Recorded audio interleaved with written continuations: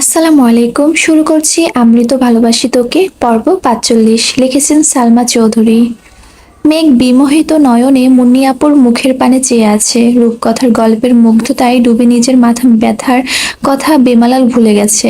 যেখানে ২ বছরের প্রণয়ের পূর্ণতা পেতে আবিরের মুখ থেকে ভালোবাসি শুনতে মেঘ উন্মত্ত হয়ে উঠেছিল, সেখানে আবির ১৫ বছর যাবৎ পাগলের মতো একতরফা ভালোবেসে গেছে। এটা ভেবে আঁতকে উঠছে মেঘ। ছোটবেলায় এত এত স্মৃতিতে ভিড়ে মেঘের মনে আবিরের স্মৃতি খুব কমই আছে। আবিরকে নিয়ে অতীত ভাবতে গেলে মেঘের সর্বপ্রথম মনে পড়ে যায় জয়ের কারণে থাপ্পড় খাওয়ার ঘটনাটা, যেখানে থেকে আবিরের প্রতি ঘৃণা আর বিরক্তি জন্মেছিল। যার দরুন এক বাসায় থেকেও আবিরের সাথে ২ বছর একটা সামান্যতম কথাও বলেনি। এমনকি আবির চলে যাওয়ার পর ৭ বছর একবার হলেও হ্যালো পর্যন্ত বলেনি। অথচ আজ সেই কথাগুলো মনে করে আনমনে হেসে ফেলল। ভিতরে ভিতরে নিজের প্রতি বেশ ক্ষুব্ধ হচ্ছে। যেখানে এমপির মেয়ের ২-৪টা কমেন্ট সহ্য করতে পারেনি, আবিরের অনুমতি না নিয়েই ব্লক করে দিয়েছিল। মালার দুদিনের আলগা ভালোবাসা সহ্য করতে পারেনি, সেখানে জয়ের সাথে বন্ধুদের কারণে আবিরের থাপ্পড় মারাটা মেঘের কাছে আজ অযৌক্তিক মনে হচ্ছে না। মুন্নিয়াপুর আনমনে হেসে বলল, জানো মেঘ, তোমাকে যতবার আমি মেহেদি পরিয়ে দেই ঠিক ততবারই সাজ্জাদের কথা মনে পড়ে। হয়তো নাম খেয়াল ছিল না, কিন্তু বাসার সামনে দাঁড়িয়ে থাকা পিচ্চি ছেলেটার মুখটা সবসময় ভাসতো। অনেকবার তোমাকে জিজ্ঞেস করতে চেয়েছি, কিন্তু সাজ্জাদের নিষেধ অমান্যের করে জিজ্ঞেস করার সাহস করে উঠতে পারিনি। কাল যেহেতু তোমাদের বিয়ে, তাই আজ নিশ্চিত মনে কথাগুলো বলতে পারছি। মেঘ, তুমি খুব ভাগ্যবতী যে সাজ্জাদের মতো একজন জীবনসঙ্গী পেতে যাচ্ছ। বড় বোন হিসেবে সাজেশন দিচ্ছি, যাই হয়ে যাক না কেন সব সময় ওর পাশে থেকো। মেঘ সদাশয় হেসে উত্তর দিল, ইনশাল্লাহ আপু, আমি আমৃত ওনার পাশেই থাকবো, একদম ওনার লক্ষ্মী বউ হয়ে।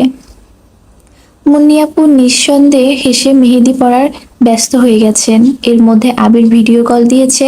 মেঘ কল রিসিভ করে স্পষ্ট চোখে তাকালো। মুগ্ধতায় মেঘের দু চোখ চিকচিক করছে, ঠোঁটে লেগে আছে নিকষির হাসি। মেঘের কোমল প্রাণ হৃদয়ের প্রণোচ্ছর হাসিতে আবির বরাবরের মতো মোহিত হলো। বুকের ভেতরটা নিখাত ভালো লাগার ছেয়ে গেছে। আবির হৃদয়ের গহীনে চলমান উত্তাল ঢেউ সামলে অনুষ্ণ কণ্ঠে প্রশ্ন করলো, মাথা ব্যথা কমেছে? কিছুটা। মেহেদি দেওয়া শেষ? এক হাত বাকি। আবির কিছুটা ততস্থ হয়ে জানতে চাইল, নাম লিখিনি তো? না। আবির মৃদু হেসে বলল, আচ্ছা, নাম কিন্তু আমি এসে লিখবো। কালকের জন্য 2টা শাড়ি পছন্দ করেছি, কোনটা নিব বল? মেঘ ঠোঁট বেঁকিয়ে শক্ত কণ্ঠে বলল, আপনার যেটা ভালো লাগে সেটাই নিন। আমার তো দুটাই ভালো লাগছে। আমি ভেবেছি 2টা নিয়ে নিব, কিন্তু সাকিব বলতেছে বিয়ের শাড়ি নাকি একটাই নিতে হয়, এজন্য কনফিউজ পড়ে গিয়েছি রে। মেঘ ভ্রু গুটিয়ে ধীরকণ্ঠে জানতে চাইল, আপনি আবার কবে থেকে কুসংস্কারে মানতে শুরু করেছেন? তোর সাথে মিশতে মিশতে আমিও কেমন যেন হয়ে যাচ্ছি। কথায় আছে না, সঙ্গদোষে লোহা ভাসে। মেঘ ক্ষুদ্র চোখে তাকিয়ে আস্তে করে বলল, দেখান শাড়ি। আবির ক্যামেরা ঘুরিয়ে শাড়ি দেখাচ্ছে। মুন্নিয়াপুর এক হাতে মেহেদি দেওয়া শেষ। এর মধ্যে আকলিমা এসে খাওয়ার জন্য ডেকে নিয়ে গেছেন। এই সুযোগেও মেঘ ঝটপট বিয়ের শাড়ি, বউ ভাতের লেহেঙ্গা পছন্দ করে দিয়েছে। মুন্নিয়াপু খাওয়া শেষ করে আসতেই মেঘ কল কেটে আরেক হাত বাড়ালো। 2 হাতে মেহেদি দেওয়া শেষে মুন্নিয়াপু চলে গেছেন। আসিফ আর আরিফ ওনাকে বাসা পর্যন্ত পৌঁছে দিয়ে এসেছে। মিমের রুমে মেহেদি দেওয়ার ধুম লেগেছে। বন্যা অল্প স্বল্প মেহেদি দিতে পারে, তাই যত পিচ্ছি ছিল সবাইকে এক নাগাড়ে মেহেদি দিয়ে দিচ্ছে। মিমকে বন্যাই মেহেদি দিয়ে দিয়েছে। জান্নাত সহ ওর 2-3 জন মেহেদি আর্টিস্ট ফ্রেন্ড আসছে, যারা রিয়া, সোনিয়া আরো কয়েকজনকে মেহেদি দিয়ে দিচ্ছে। বন্যা মেহেদি দেওয়ার ফাঁকে একবার মেঘের রুমে এসে দেখে গেছে, তখনও মেঘের মেহেদি দেওয়া শেষ হয়নি। মেঘের মেহেদি দেওয়া শেষে অনেকক্ষণ হলো। এক হাত পুরোপুরি শুকালেও অন্য হাত এখনো শুকায়নি। কথার কথা, মানুষজন বলে মেহেদির রং যত গাঢ় হয় জামাই তত বেশি ভালোবাসে। এছাড়া মুন্নি আপু বলেছে, মেহেদি যত বেশি সময় রাখবে রং তত গাঢ় হবে। এজন্য মেঘ চিন্তা করেছে আজ সারা রাতেও মেহেদি তুলবে না। মেঘ বেলকনিতে দাঁড়িয়ে আপন মনে ভাবছে, আবিরের দেশে ফেরা, প্রথম দেখা, গান গাওয়া, বাইকে ওঠা, কাশবনে যাওয়া, আবিরের জন্মদিন পালন করা, মাইশা আপুর বিয়ে, নিউ ইয়ার, ভ্যালেন্টাইন সহ প্রতিটা ঘটনা চোখে স্পষ্ট ভাবছে, সেই সাথে বারবার মনে তোলপাড় চালাচ্ছে মুন্নিয়াপুর বলা রাজপুত্র আর রাজকন্যার কাহিনীটা। একটা মানুষের ভালোবাসা ঠিক কতটা নিখুঁত হলে ছোট বয়স থেকে এত বিচক্ষণ চিন্তা ভাবনা করতে পারে।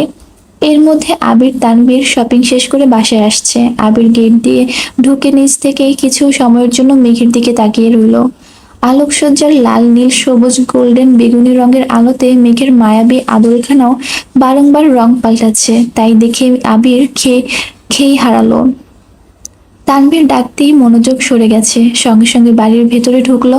ড্রয়িং রুমে বিয়ের কেনাকাটা দেখার সবাই হুমড়ি খেয়ে পড়েছে। বন্যা, জান্নাত, মিমরাও উপর থেকে ছুটে এসেছে, কিন্তু মেঘের কোনো হদিস নেই। মালিহা খান প্রশ্ন করলেন, মেঘ কোথায়?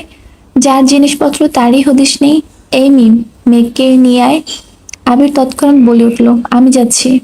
এত এত মুরব্বীদের ভিড়ে আবিরের অনাকাঙ্ক্ষিত কথা শুনে মালিহা খান কপাল কুঁচকালেন। আবির কারো উত্তরের প্রতীক্ষা না করে দ্রুত পায়ে সিঁড়ি দিয়ে উঠছে। মেঘের মামিরা সহ আরো অনেকেই সেদিকে তাকিয়ে আছে। মালিহা খান তানভীরের দিকে তাকিয়ে চোখ রাঙালেন।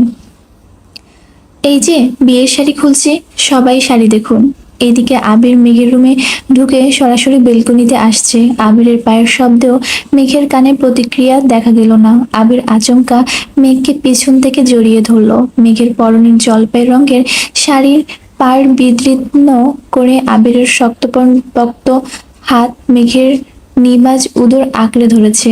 অন্য হাতে কানের পাশের চুলগুলো সরিয়ে ঘাড়ে মাথা রাখলো। আকস্মিক ঘটনায় মেঘ ভীতিগ্রস্ত হয়ে ঘাড় ঘোরালো। আবিরের উপস্থিতি টের পেয়ে পুনরায় মাথা সোজা করে ফেলেছে। আবিরের গাঢ় নিঃশ্বাস মেঘের ঘাড়ে পড়ছে।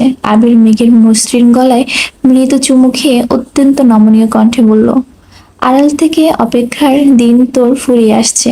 এখন সদর দরজা দিয়ে দাঁড়িয়ে আমার জন্য অপেক্ষা করার অনুমতি পেয়ে যাচ্ছিস। আবির শ্বাস ছেড়ে পুনরায় বলতে শুরু করলো, গত 2 বছর তোকে দেখেও না দেখার মতো চলেছি। কথায় কথায় রাগ দেখিয়েছি, তোর অনুভূতি উপলব্ধি করার চেষ্টা করিনি। সবকিছুতেই ব্যস্ততা দেখিয়ে তোকে কষ্ট দিয়েছি, কিন্তু বিশ্বাস কর, আমি এই সব কিছুই করেছি তোকে হারানোর ভয়ে। আমি এখনো আতঙ্কে আছি, কালকের দিনটা পার করার অপেক্ষায় আছি। অপ্রকাশিত আনন্দের অন্তরালে আমার এক নভোস্থল ভয়ে জমে আছে। তোকে পূর্ণাঙ্গ রূপে আমার করে পাওয়ার আকাঙ্ক্ষা আমার মস্তিষ্কের স্থির হতে দিচ্ছে না। আমি তোকে বড্ড বেশি ভালোবাসি মেঘ। ছোটবেলা থেকে নিজেকে একটা কথাই সবসময় বলতাম, মেঘ আবিরের হাসির কারণ, মেঘকে কষ্ট দেওয়া ভীষণ বারণ।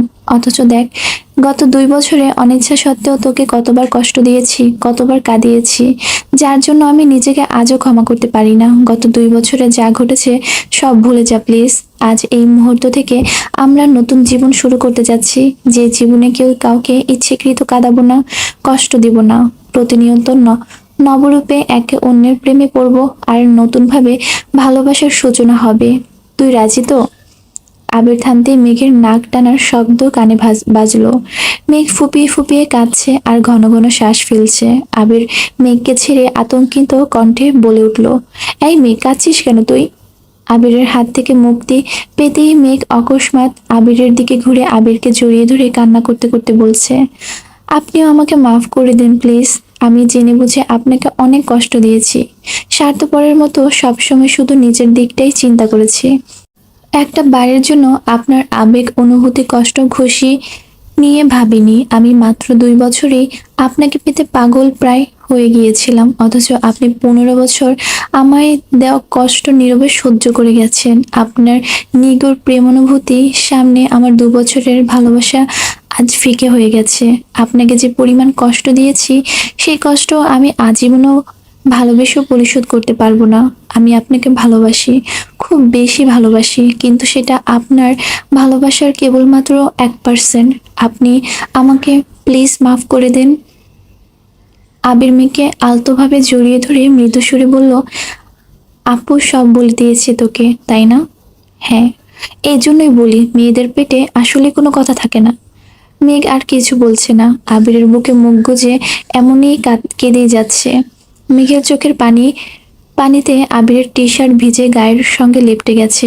মেঘের দুহাত আবিরের পিঠে থাকায় মেঘের মেহেদি রাঙ্গা হাতে মেহেদির ডিজাইন অল্প স্বল্প দাগ আবিরের পিঠে লেগে গেছে। মেঘকে কয়েকবার থামতে বলাতেও মেঘ যখন থামছে না, তখন আবির বাধ্য হয়ে উষ্ণ সুর মেঘের কানে কানে বলতে শুরু করলো, সমস্যা নেই, তোর 1% আর আমার 99% ভালোবাসার ফলস্বরূপ আমাদের আহিয়ার আগমন ঘটবে। তবুও তুই এভাবে কাঁদিস না প্লিজ। আহিয়ার কথা শুনেই মেঘ লজ্জায় আড়ষ্ট হয়ে আবিরকে ছেড়ে দূরে সরে দাঁড়ালো। আবির তপ্ত সুরে পুনরায় বলল, তুই বললে কাল থেকে প্ল্যানিং শুরু করি। মেঘ ফোঁস করে বলল, না। আবির সহসা বলে উঠল, আজকের পর তুই কান্না করলে তোর কোলে আরেকটা কাঁদুনে বাবু ধরিয়ে দিব, তারপর দুজনে মিলে কান্না করিস, ঠিক আছে? মেঘ লজ্জায় চিবুক নামিয়ে গলা ঠেকিয়েছে। আবির মেঘের চোখে মুছে মেঘকে নিয়ে নিচে আসছে। ততক্ষণে তানভীর, সাকিব আর আসিফ মিলে মোটামুটি সবকিছু দেখিয়ে ফেলেছে। মেঘ আসতেই মেঘকে পুনরায় দেখানো শুরু করলো। আবির স্থির দৃষ্টিতে মেঘের দিকে তাকিয়ে আছে। আচমকা রিয়া এসে বিড়বিড় করে ডাকলো, ভাইয়া। আবির নড়ে চড়ে উঠে উত্তর দিল, জি। ভাবি হিসেবে বলছি, আপনার বউয়ের ভালোবাসার নিশান আপনার পিঠে লেগে আছে। অন্য কেউ দেখার আগে টি শার্টটা পাল্টে আসুন। আবির চোখ নামিয়ে ভীরু হেসে চটজলদি উপরে চলে গেছে। মেঘ সব জিনিসপত্র মোটামুটি ভাবে দেখে নিয়েছে। অল্প স্বল্প মাথা ব্যথা নিয়ে আবার কান্না করায় মেঘের মাথা ব্যথা বাড়তে শুরু করেছে। ঘুমের চোখ টানছে। মেঘ তড়িঘড়ি করে ঘুমাতে চলে গেছে। আবির ফ্রেশ হয়ে টি শার্ট পাল্টিয়ে যেতে যেতে শুনে মেঘ ঘুমিয়ে পড়েছে। মিম, আইরিন আর বন্যা মেঘের রুমের সামনে দাঁড়িয়ে গল্প করছে। আবির ভিতরে যেতে চাইলে ওরা শক্ত কণ্ঠে বাধা দেয়। আবির নির্বাক চেয়ে তাকিয়ে ভাবছে, কারণ তখনও মেঘের হাতে নিজের নাম লেখা বাকি। মিম আর আইরিন আবিরকে কোনোভাবেই রুমে ঢুকতে দিবে না। তাদের শর্ত একটাই, আবির যদি মেঘের হতে নিজের নাম লিখে তাহলে আবিরের হাতেও তারা মেঘের নাম লিখে দিবে। আবিরের মেহেদি দেওয়ার কোনো ইচ্ছে ছিল না, কিন্তু মেঘের হাতের নাম লিখতে হবে শুধুমাত্র সেই কারণেই তাদের শর্ত মেনে নিয়েছে। আবির ঘুমন্ত মেঘের দুহাতে অতি সন্তর্পণে নিজের নাম লিখে দিয়েছে। তারপর আইরিন আর বন্যা আবিরের দুহাতে মেঘের নাম লিখতে শুরু করেছে। বেচারার মেঘ ঘুমাচ্ছে, তাই ওরা সবাই ফ্লোরে চাদর বিছিয়ে বসেছে। তানভীর আবিরের রুমে যাচ্ছিল। আচমকা মেঘের রুম থেকে আবিরের কণ্ঠস্বর শুনে থমকে দাঁড়ালো। দরজা থেকে উকি দিয়ে বলল, আমি কি আসতে পারি? আইরিন বন্যার দিকে এক পলক তাকিয়ে হেসে বলল, কাউকে না জ্বালালে আসতে পারো। তানভীর ভেতরে ঢুকে আইরিনের মাথায় একটা গাঁটটা দিল। আবিরের হাতের দিকে তাকিয়ে উদাস ভঙ্গিতে বলল, আজ আমার বিয়ে নয় বলে কেউ একবারের জন্য মেহেদি দিবে কিনা জিজ্ঞেস করছে না? পোড়া কপাল আমার। বন্যা মাথা নিচু করে মৃদু হাসলো। মিম পাশ থেকে আহ্লাদে কণ্ঠে বলল, দেখো বন্যা আপু, দিয়ে দিয়েছে। তানভীর ঠোঁট বেঁকিয়ে শক্ত কণ্ঠে বলল, বুঝলাম না, যে কয়েকজন হাত দেখালাম সবাই একজনের নামই বলছে। সে একজন কি পুরো বাড়িতে দায়িত্ব নিয়ে নিয়েছে নাকি? ঠিক আছে, দায়িত্ব যখন নিয়েছে আমাকেও দিয়ে দিতে হবে। বন্যা মাথা নিচু করে মনোযোগ দিয়ে মেহেদি দিচ্ছে। তানভীরের কথা শুনেও না শোনার মতো ভান করেছে। আইরিন কপাল গুছিয়ে রাগে সরে বলল, তানভীর ভাইয়া, তোমাকে আগেই সাবধান করেছি, কাউকে জ্বালাতে পারবে না। তানভীর ভারী কণ্ঠে বলল, আমি কি মেহেদি দিব না? আমাকে কি মেহেদি দিয়ে দিবে না?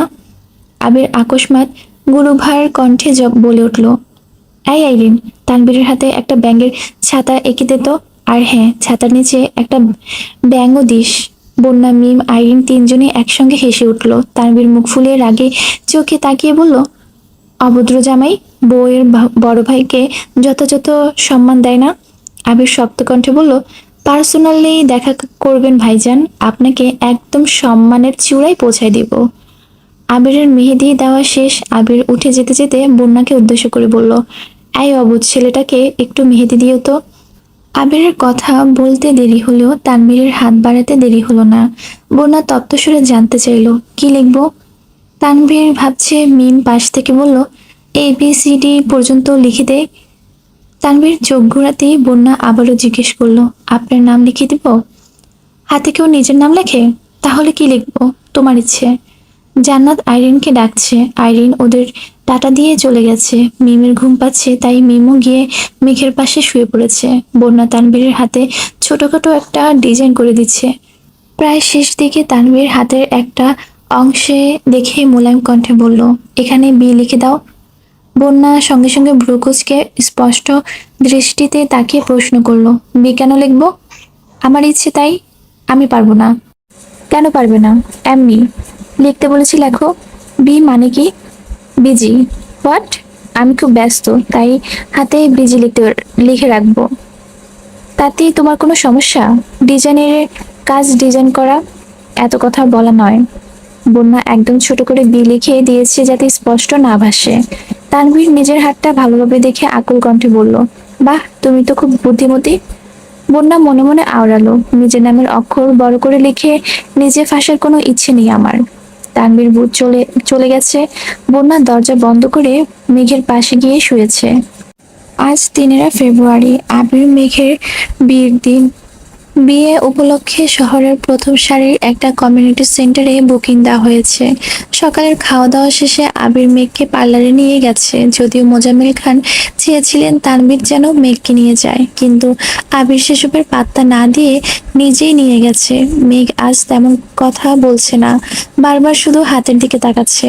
এক হাতে বাংলা লেখা আবিরের মেঘ, আরেক হাতে লেখা সাজ্জাদুল খান আবির। আবির যেতে যেতে মেঘকে কিছু কাজ আর দায়িত্ব বুঝিয়ে দিয়েছে। মেঘকে নামিয়ে দিয়ে বাসায় ফিরে শাওয়ার নিয়ে আবির রেডি হতে শুরু করলো।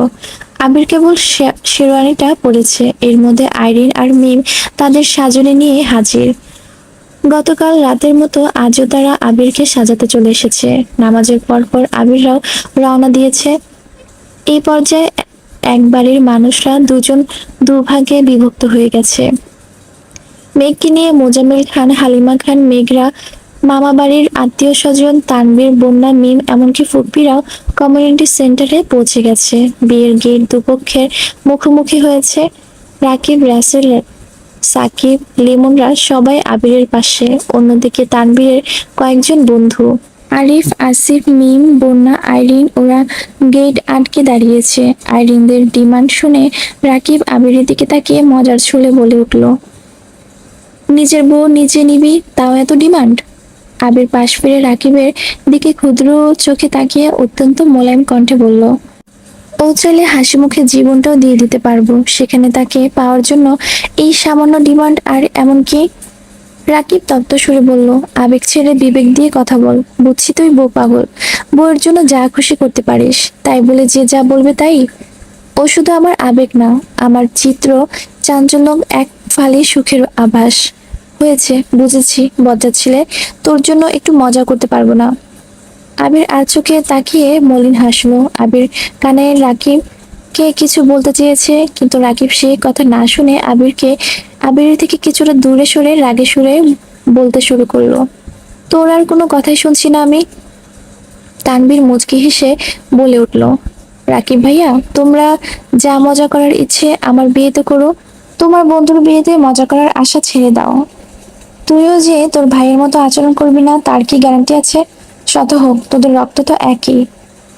আলী আহমদ খান ভেতর থেকে হুংকার দিলেন, গেট থেকে ভেতর পর্যন্ত আসতে এতক্ষণ সময় লাগে কেন তোমাদের? আবির তৎক্ষণাৎ চোখে ইশারা দিল। রাকিব টাকা বের করেও দিতে যাচ্ছে না। আইরিন, মিম, রিয়ারা জোর জবস্তি করে নিয়েছে। আবিরকে মালা পরিয়ে সাদা গোলাপ দিয়ে ভেতরে নেওয়া হয়েছে। আলী আহমদ খান, মোজাম্মেল খান সহ আরো কয়েকজন একসঙ্গে বসে আছেন। আবির ঢুকতে আলী আহমদ খান ডাকলেন, আবির, একটু এদিকে আসো। আবির ততস্থ হয়ে বলল, জাস্ট 1 মিনিট আব্বু, এক্ষুনি আসছি। আবির সবাইকে ফেলে চটজলদি মেঘের সাথে দেখা করতে চলে গেছে। কম বেশি সবাই গেটের কাছে ছিল, তাই মেঘের আশেপাশে তেমন বড় কেউ নেই। আদিসহ আরো কয়েকটা পিচ্চি ছুটোছুটি করছে। আবির মেঘের কাছাকাছি এসে কোমল কণ্ঠে সালাম দিল। মেঘও মোলায়েম কণ্ঠে সালামের উত্তর দিল। আবির মেঘের সামনে এসে 2 হাঁটুর ভর দিয়ে বসে কিছুটা ঝুঁকে ঘুমটার আড়ালে থাকা মেঘকে এক পলক দেখে নিল। আবিরের অনুভিপ্রেত কাণ্ড দেখে মেঘ অলঙ্কিতভাবে হেসে ফেলল। আবির মেঘের মুখের পানে গভীর মনোযোগে চেয়ে ঠোঁট কামড়ে হেসে নিষাক্ত কণ্ঠে বলল, একটু ভয়ে ছিলাম, তাই দেখতে আসছি, কিছু মনে করিস না, কেমন? মেঘ তপ্ত দৃষ্টিতে তাকিয়ে ঠান্ডা কণ্ঠে বলল, আপনাকে রেখে পালাবো না, আপনি নিশ্চিন্তে থাকতে পারেন। আবির চটজলদি মেঘের হাতে আলতোভাবে চুমু খেয়ে ততস্থ কণ্ঠে বলল, আব্বু ডাকছে, এখন যাই। আবির সামনে যেতে আলী আহমদ খান জিজ্ঞেস করলেন, কোথায় গিয়েছিলে? আবির মাথা নিচু করে বিড়বিড় করে বলল, মেঘকে দেখতে। 5 মিনিট কথা বলার জন্য ডেকেছিলাম, এটাও সহ্য হয়নি তোমার? আবির নিরুদ্বেগ ভঙ্গিতে বলল, আসলাম তো, এখন বলুন। আবিরের নিরুদ্বেগ ভাবভঙ্গি দেখে মোজাম্মেল খান ঠোঁট চেপে হাসলেন, সাথে আবিরের বড় মামাও মৃদু হাসলেন। তবে আলী আহমদ খান ছেলের কর্মকাণ্ডে বেশ ক্ষুব্ধ। আবির 2-4 মিনিট কথা বলে আবারও মেঘের কাছে চলে গেছে, কিন্তু ততক্ষণে মেঘের চারপাশে সবাই জড়ো হয়ে গেছে। আবিরের আব্বু রাকিব মেঘের আব্বু তানভীর কাজীর সাথে কথা বলে সবকিছু ঠিকঠাক করছে। মেঘ আবিরের উপস্থিতিতে তাদের সম্মতি নিয়ে মৌখিকভাবে বিয়ের কাজ শেষ হয়েছে। বিয়ের যাবতীয় কাজ শেষে খাওয়া দাওয়ার পর্ব শুরু হয়েছে। মেঘ, আবির, বন্যা, তানভীর, রাকিব, সাকিব সবাই একসঙ্গে বসেছে। খেতে খেতে টুকটাক খুনসুটি করছে। মিনহাজরা এসেছে অনেকক্ষণ হবে, কিন্তু মেঘের জন্য বন্যা ওদের সাথে ঠিকমতো কথাও বলতে পারছে না। এর কিছুক্ষণ পরেই সিফাত আসছে। আলী আহমদ খান সিফাতকে দেখে এগিয়ে গিয়ে হাসি মুখে কথা বলতে শুরু করেছেন। এদিকে মোজাম্মেল খান বেশ কিছুক্ষণ যাবৎ চিন্তিত। সিফাত কিছুটা দূরে যেতেই মোজাম্মেল খান কিছুটা চিন্তিত সুরে ডাকলেন, ভাইজান। হ্যাঁ, বল। আবির আর মেঘের বিয়ের কাজ কি শেষ? হ্যাঁ। কেন? না মানে কাবিনের কাজটা বাকি রয়ে গেল না? আলী আহমদ খান গুরুভাব কণ্ঠে বললেন, ছেলে আমার, মেয়ে তোর। সবচেয়ে বড় কথা, তারা দুজন দুজনকে মন থেকে ভালোবাসেন। তুই কাবিন দিয়ে কি করবি? তার উপর যদি তোর মনে হয়, তাহলে ঘরোয়াভাবে বসে সেটার সমাধান করে যাব। আমি ওইভাবে বলতে চাইনি।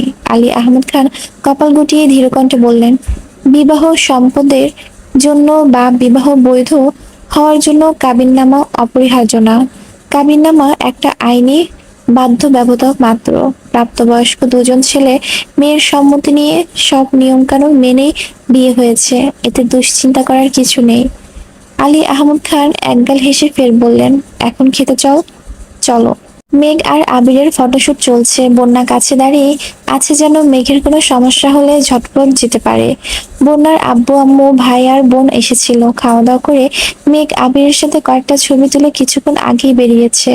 ওনারা চলে যাওয়ার খানিক বাদে আচমকা তানভীরের এসে বন্যার পাশে ঘেঁষে দাঁড়ালো। তানভীরকে দেখে বন্যা কিছুটা সরে যাওয়ার চেষ্টা করলো। তানভীর সহসা শীতল কণ্ঠে বলল, তারপর বলো, তুমি কবে বিয়ে করবে? বন্যা ভ্রুকুচকে বলে বলে উঠল, মানে? বিয়ে করবে না? আগে আপুর বিয়ে হোক, তারপর ভেবে দেখবো। তানভীর মনমরা হয়ে বলল, ও। বন্যা ভনিতা ছাড়ে প্রশ্ন করলো, কেন বলুন তো? তোমার বেস্ট ফ্রেন্ডের বিয়ে হয়ে যাচ্ছে, তোমার খারাপ লাগছে না? খারাপ কেন লাগবে? মেঘ তার প্রিয় মানুষকে বিয়ে করতে পেরেছে, এতে আমি খুব খুশি। তোমার প্রিয় বলতে মোজাম্মেল খান দূর থেকে উচ্চস্বরে ডাকলো, তানভীর। তানভীর ভয়ে আঁতকে উঠে ও বাবা বলে তড়িৎ বেগে বন্যার পাশ থেকে সরে গেছে। বন্যা উদ্বেগহীন চোখে তাকিয়ে আনমনে হাসলো। বাহিরে তানভীর যতই রাগী রাগী ভাব নিয়ে থাকুক না কেন, বাসার ভেতরে সে আপাদমস্তক ভীতু একটা ছেলে। মিম টেবিলে মাথা রেখে মুগ্ধ চোখে চেয়ে আবির আর মেঘকে দেখছে। মেঘের চোখে মুখে লজ্জা লজ্জা ভাব থাকলেও আবিরের চোখে লজ্জার ছিটেফোঁটাও নেই। নতুন জামাইয়ের যেসব গুণগুলি থাকা প্রয়োজন, তার একটাও আবিরের মধ্যে নেই। এই একবার মেঘের সাথে দুষ্টামি করছে, আবার তানভীর রাকিবের সঙ্গে দুষ্টামি করছে। ছবি সুন্দর না হলে ফটোগ্রাফের মাথায় গাঁটটা দিয়ে স্টাইল শিখিয়ে দিচ্ছে। মিম সেগুলোর মনোযোগ দিয়ে দেখছে। আরিফ একটা আইসক্রিম মিমের সামনে রেখে মৃদু সুরে বলল, খেয়ে নাও। মিম মাথা তুলে তাকিয়ে প্রশ্ন করলো, আমি কেন খাবো? গরমের মধ্যে আইসক্রিমটা খেলে তোমার ভালো লাগবে, তাই নিয়ে আসছি। মিম গম্ভীর মুখে করে বলে উঠল, আমার ভালো কবে থেকে চিন্তা করা শুরু করেছো তুমি? যেভাবে এদিক সেদিক হোঁচট খাচ্ছ, চিন্তা না করে উপায় আছে? মিম মুচকি হেসে আস্তে করে বলল, তুমি ধাক্কা না মারলেই হলো। শেষ বিকেলের দিকে হালিমা খানরা বাসা চলে আসছেন। মেঘ আর আবিরকে বরণ করার প্রস্তুতি নিচ্ছেন। কাজের ফাঁকে মালিহা খান অকস্মাৎ প্রশ্ন করে বসলেন, তোর মেয়ের বিয়েতে তুই খুশি তো বোন? হালিমা খান মুচকি হেসে বললেন, একটা কথা বলবো আপা? বল। আবিরের সাথে মেঘের বিয়ের ব্যাপারে আমি আরো অনেকদিন আগেই ভেবেছিলাম। সত্যি? আমাকে বলিসনি কেন? কিভাবে বলতাম বলো? এই বাড়ির পুরুষদের কিছু বলতে গেলে ভয় লাগে, অন্ততপক্ষে বিয়ের বিষয়। প্রথমে মেঘের আব্বুকে বলতে চেয়েছিলাম, কিন্তু ওনার ছেলে দেখার তোড়জোড় দেখে আর বলতে পারিনি। তারপর একদিন আকলিমা আকলিমাকে কথায় কথায় এমনিতেই বললাম, সে তো ভয়ে শেষ। আমাকে সঙ্গে সঙ্গে বারণ করেছে যেন তোমাকে কিছু না বলি। আমি সব ভুলে একদিন তোমাকে বলে ফেলতে চেয়েছিলাম, তৎক্ষণাৎ তোমার অতীতের ঘটনা মনে পড়ে গিয়েছিল। আমার উল্টা পাল্টা চিন্তার জন্য বাসার যেন নতুন কোনো অশান্তির সৃষ্টি না হয়, এই জন্য আর কিছু বলিনি। আবিরের আম্মু শীতল কণ্ঠে জানালেন, যা হয়েছে ভালো হয়েছে। ছেলে মেয়ে পছন্দ করেছে, তারা ভাইয়ে ভাইয়ে সিদ্ধান্ত নিয়েছে, এতে আমাদের কোনো হাত নেই। মেঘের আম্মু মুখ ফুলিয়ে শ্বাস ছেড়ে মৃদু সুরে বললেন, আমার মেয়েটার জন্য একটু ভয় হচ্ছে আপা। কেন? আমি জানি আবির মেঘকে অনেক পছন্দ করে, সারা জীবন আগলে রাখবে, কিন্তু সবকিছুর পরেও আবিরের শরীরের ভাইজানের রক্তই বইছে। তাছাড়া ওর রাগটাও বেশি। রাগের মাথায় মেঘের সাথে যদি খারাপ আচরণ করে। মালিহা খান মলিন হেসে বললেন, এখনই এত ভয় পাচ্ছিস কেন? ওরা তো আমাদের চোখের সামনেই থাকবে, যা হবে দেখা যাবে। সন্ধ্যার আগে আগে আবির মেঘ বাসায় আসছে। ওদের বরণ করে দুধ মিষ্টি খাইয়ে বাকি নিয়ম কানুন শেষ করে মেঘকে নিয়ে মালিহা খান ভেতরে চলে যাচ্ছেন। এদিকে আবির ড্রয়িং রুমে দাঁড়িয়ে নির্বাক চোখে তাকিয়ে আছে। সবার পূর্ণ মনোযোগ মেঘের দিকে দেখে আবির ভ্রুকুচকে প্রশ্ন করলো, আমি এখন কি করব? মালিহা খান তপ্ত সুরে বললেন, তোর যা ইচ্ছে কর গিয়ে। আবির দাঁতের দাঁত চেপে বিড়বিড় করলো, বউটাকে দিয়ে গেলে অন্তত দেখতে তো পারতাম। বন্যারা পরের গাড়ি দিয়ে আসছে, তাই একটু দেরি হয়েছে। মিম, আইরিন আর বন্যা গেটের কাছে আসতেই তানভীর গুরুভাব কণ্ঠে বলল, বন্যা। বন্যা সহ আইরিন আর মিম স্পষ্ট চোখে তাকিয়েছে। তানভীর তৎক্ষণাৎ বলে উঠল, আমি বন্যাকে দেখেছি। তোদের নাম কি বন্যা? না। তাহলে এভাবে তাকিয়ে আছিস কেন? বন্যা মৃদু স্বরে বলল, কিছু বলবেন? সঙ্গে সঙ্গে মিম আইরিন একসঙ্গে বলে উঠল, কিছু বলবা? তানভীর মুখ ফুলিয়ে রাগী সুরে বলল, না। মিম আর আইরিন বন্যাকে নিয়ে চলে যাচ্ছে। তানভীর কয়েক মুহূর্ত তাকিয়ে থেকে আবিরের কাছে গেল। তানভীর কপাল কুঁচকে এক দৃষ্টিতে বন্যার দিকে তাকিয়ে থেকে বলল, ভাইয়া, তোমার বিয়েটা তো শেষ হলোই, এবার আমারটা নিয়ে একটু ভাবো। আবির চোখ ঘুরিয়ে তানভীরের দিকে তাকিয়ে রাশভারী কণ্ঠে বলল, আগামী 2 বছরে এই বাড়িতে আর কোনো বিয়ে হবে না। আমি আমি চাকরি নিলেও না। না। কেন? আমার বউ অন্ততপক্ষে 2 বছর এই বাড়ির একমাত্র বউ হয়ে রাজত্ব করবে। তোর বোনের বউ বউ ফিল শেষ হলে তার ভাবিকে নিয়ে আসবো। ততদিনে তুই নিজেকে গুছা। তাই বলে 2 বছর? দেখ তানভীর, তুই আমার থেকে বয়সে 2 বছরের ছোট, আর তাই বিয়েটাও 2 বছর পর করা উচিত। তাছাড়া আমি তোর বোনের মানসিক শান্তিতে ব্যাঘাত দিব না। তোকে 6 মাসের মধ্যে বিয়ে করালাম, সবকিছু ঠিকঠাক চললো। কোনো একদিন হয়তো আজ থেকে 10 বছর পর মেঘ আমার কাছে এই অভিযোগটাই করলো, তখন আমি কি করব? ওকে কি এই দিনগুলো ফিরিয়ে দিতে পারবো? তানভীর মনমরা হয়ে বলল, থাক, আমি আর কিছু বলবো না। তানভীর মন খারাপ করে চলে যাচ্ছে। আবির মৃদু হেসে ফের ডাকলো, কিন্তু তানভীর আর তাকালো না। অবশ্য তাকালেও বিশেষ কোনো লাভ হবে না, কারণ আবির যা ভেবেছে তাই হবে। তানভীর জোরপূর্বক কোনো কিছু পরিবর্তন করতে পারবে না, আর করতে চায়ও না। আগামীকাল আবিরদের বাসায় অনুষ্ঠান হবে। একেবারে কাছের মানুষদের ছাড়া অতিরিক্ত কোনো মানুষ থাকবে না। আবিরের আব্বু চেয়েছিলেন একদিনে অনুষ্ঠান শেষ করতে, কিন্তু মোজাম্মেল খানের এত দ্বিমত ছিল। উনি মেয়ের বিয়ের জন্য এত বছর যাবৎ স্বপ্ন দেখেছেন, তাই আলী আহমদ খান ওনার স্বপ্নকে বাস্তবায়ন করার সুযোগ দিয়েছেন। আবির আর রাকিব সন্ধ্যার পরপরই বেরিয়েছে। ফিরেছে প্রায় 11টা নাগাদ। ততক্ষণে বাড়ি মোটামুটি শান্ত হয়ে গেছে। আবির নিজের রুমে যেতে যেতে মেঘের রুমটা দেখে গেছে। রুমের দরজার ভেতর থেকে বন্ধ। সন্ধ্যার পর থেকে মেঘের সাথে আবিরের আর কোনো কথাই হয়নি। আবির সাহস পাচ্ছে না, তাই রুমে এসে মেঘের নাম্বারে কল দিল। সারাদিনের ক্লান্তিতে মেঘ গভীর ঘুমে তলিয়ে আছে। আবিরের কল বেজেই যাচ্ছে। মেঘের পাশ থেকে মাহমুদা খান ঘুম ঘুম কণ্ঠে মেঘকে ডেকে বলল, এই মেঘ, ফোনটা সাইলেন্ট কর। মেঘ ঘুমের মধ্যে নড়ে উঠলো, কিন্তু ফোন ধরলো না। গতকাল রাতে আবিরের রুমে আসার ঘটনা ছড়াতে ছড়াতে বড়দের কান পর্যন্ত চলে গিয়েছে, তাই মাহমুদা খান ইচ্ছে করে আজ মেঘের রুমে শুয়েছেন। মেঘের এক পাশে মাহমুদা খান, অন্য পাশে বন্যা শুয়েছে। দুবার কল কেটে পুনরায় কল বাজতে শুরু করেছে। বন্যা মেঘের পাশ থেকে ফোনটা একটু তুলতেই আবিরের ছবি ভেসে উঠেছে। বন্যা আস্তে করে বলল, ওই মেঘ, ভাইয়া কল দিচ্ছে, ফোনটা ধর। ভাইয়া নামটা শুনতেই মেঘের গভীর ঘুম কেটে গেছে। ঘুম ঘুম চোখে পিট পিট করে কল রিসিভ করে কানে ধরলো। ফোনের ওপাশ থেকে আবির মোলায়েম কণ্ঠ শোনা গেল। আমার বউটা এখন কি করছে? মেঘ ঘুম ঘুম কণ্ঠে বলল, ঘুমাচ্ছে। আবির মুচকি হেসে বলল, কিন্তু আমার যে তার সাথে কথা বলতে ইচ্ছে করছে। সকালে বলবো। না, এখনই বলতে হবে। মাহমুদা খান আস্তে করে বললেন, মেঘ ফোনটা রাখ, রেখে ঘুমা।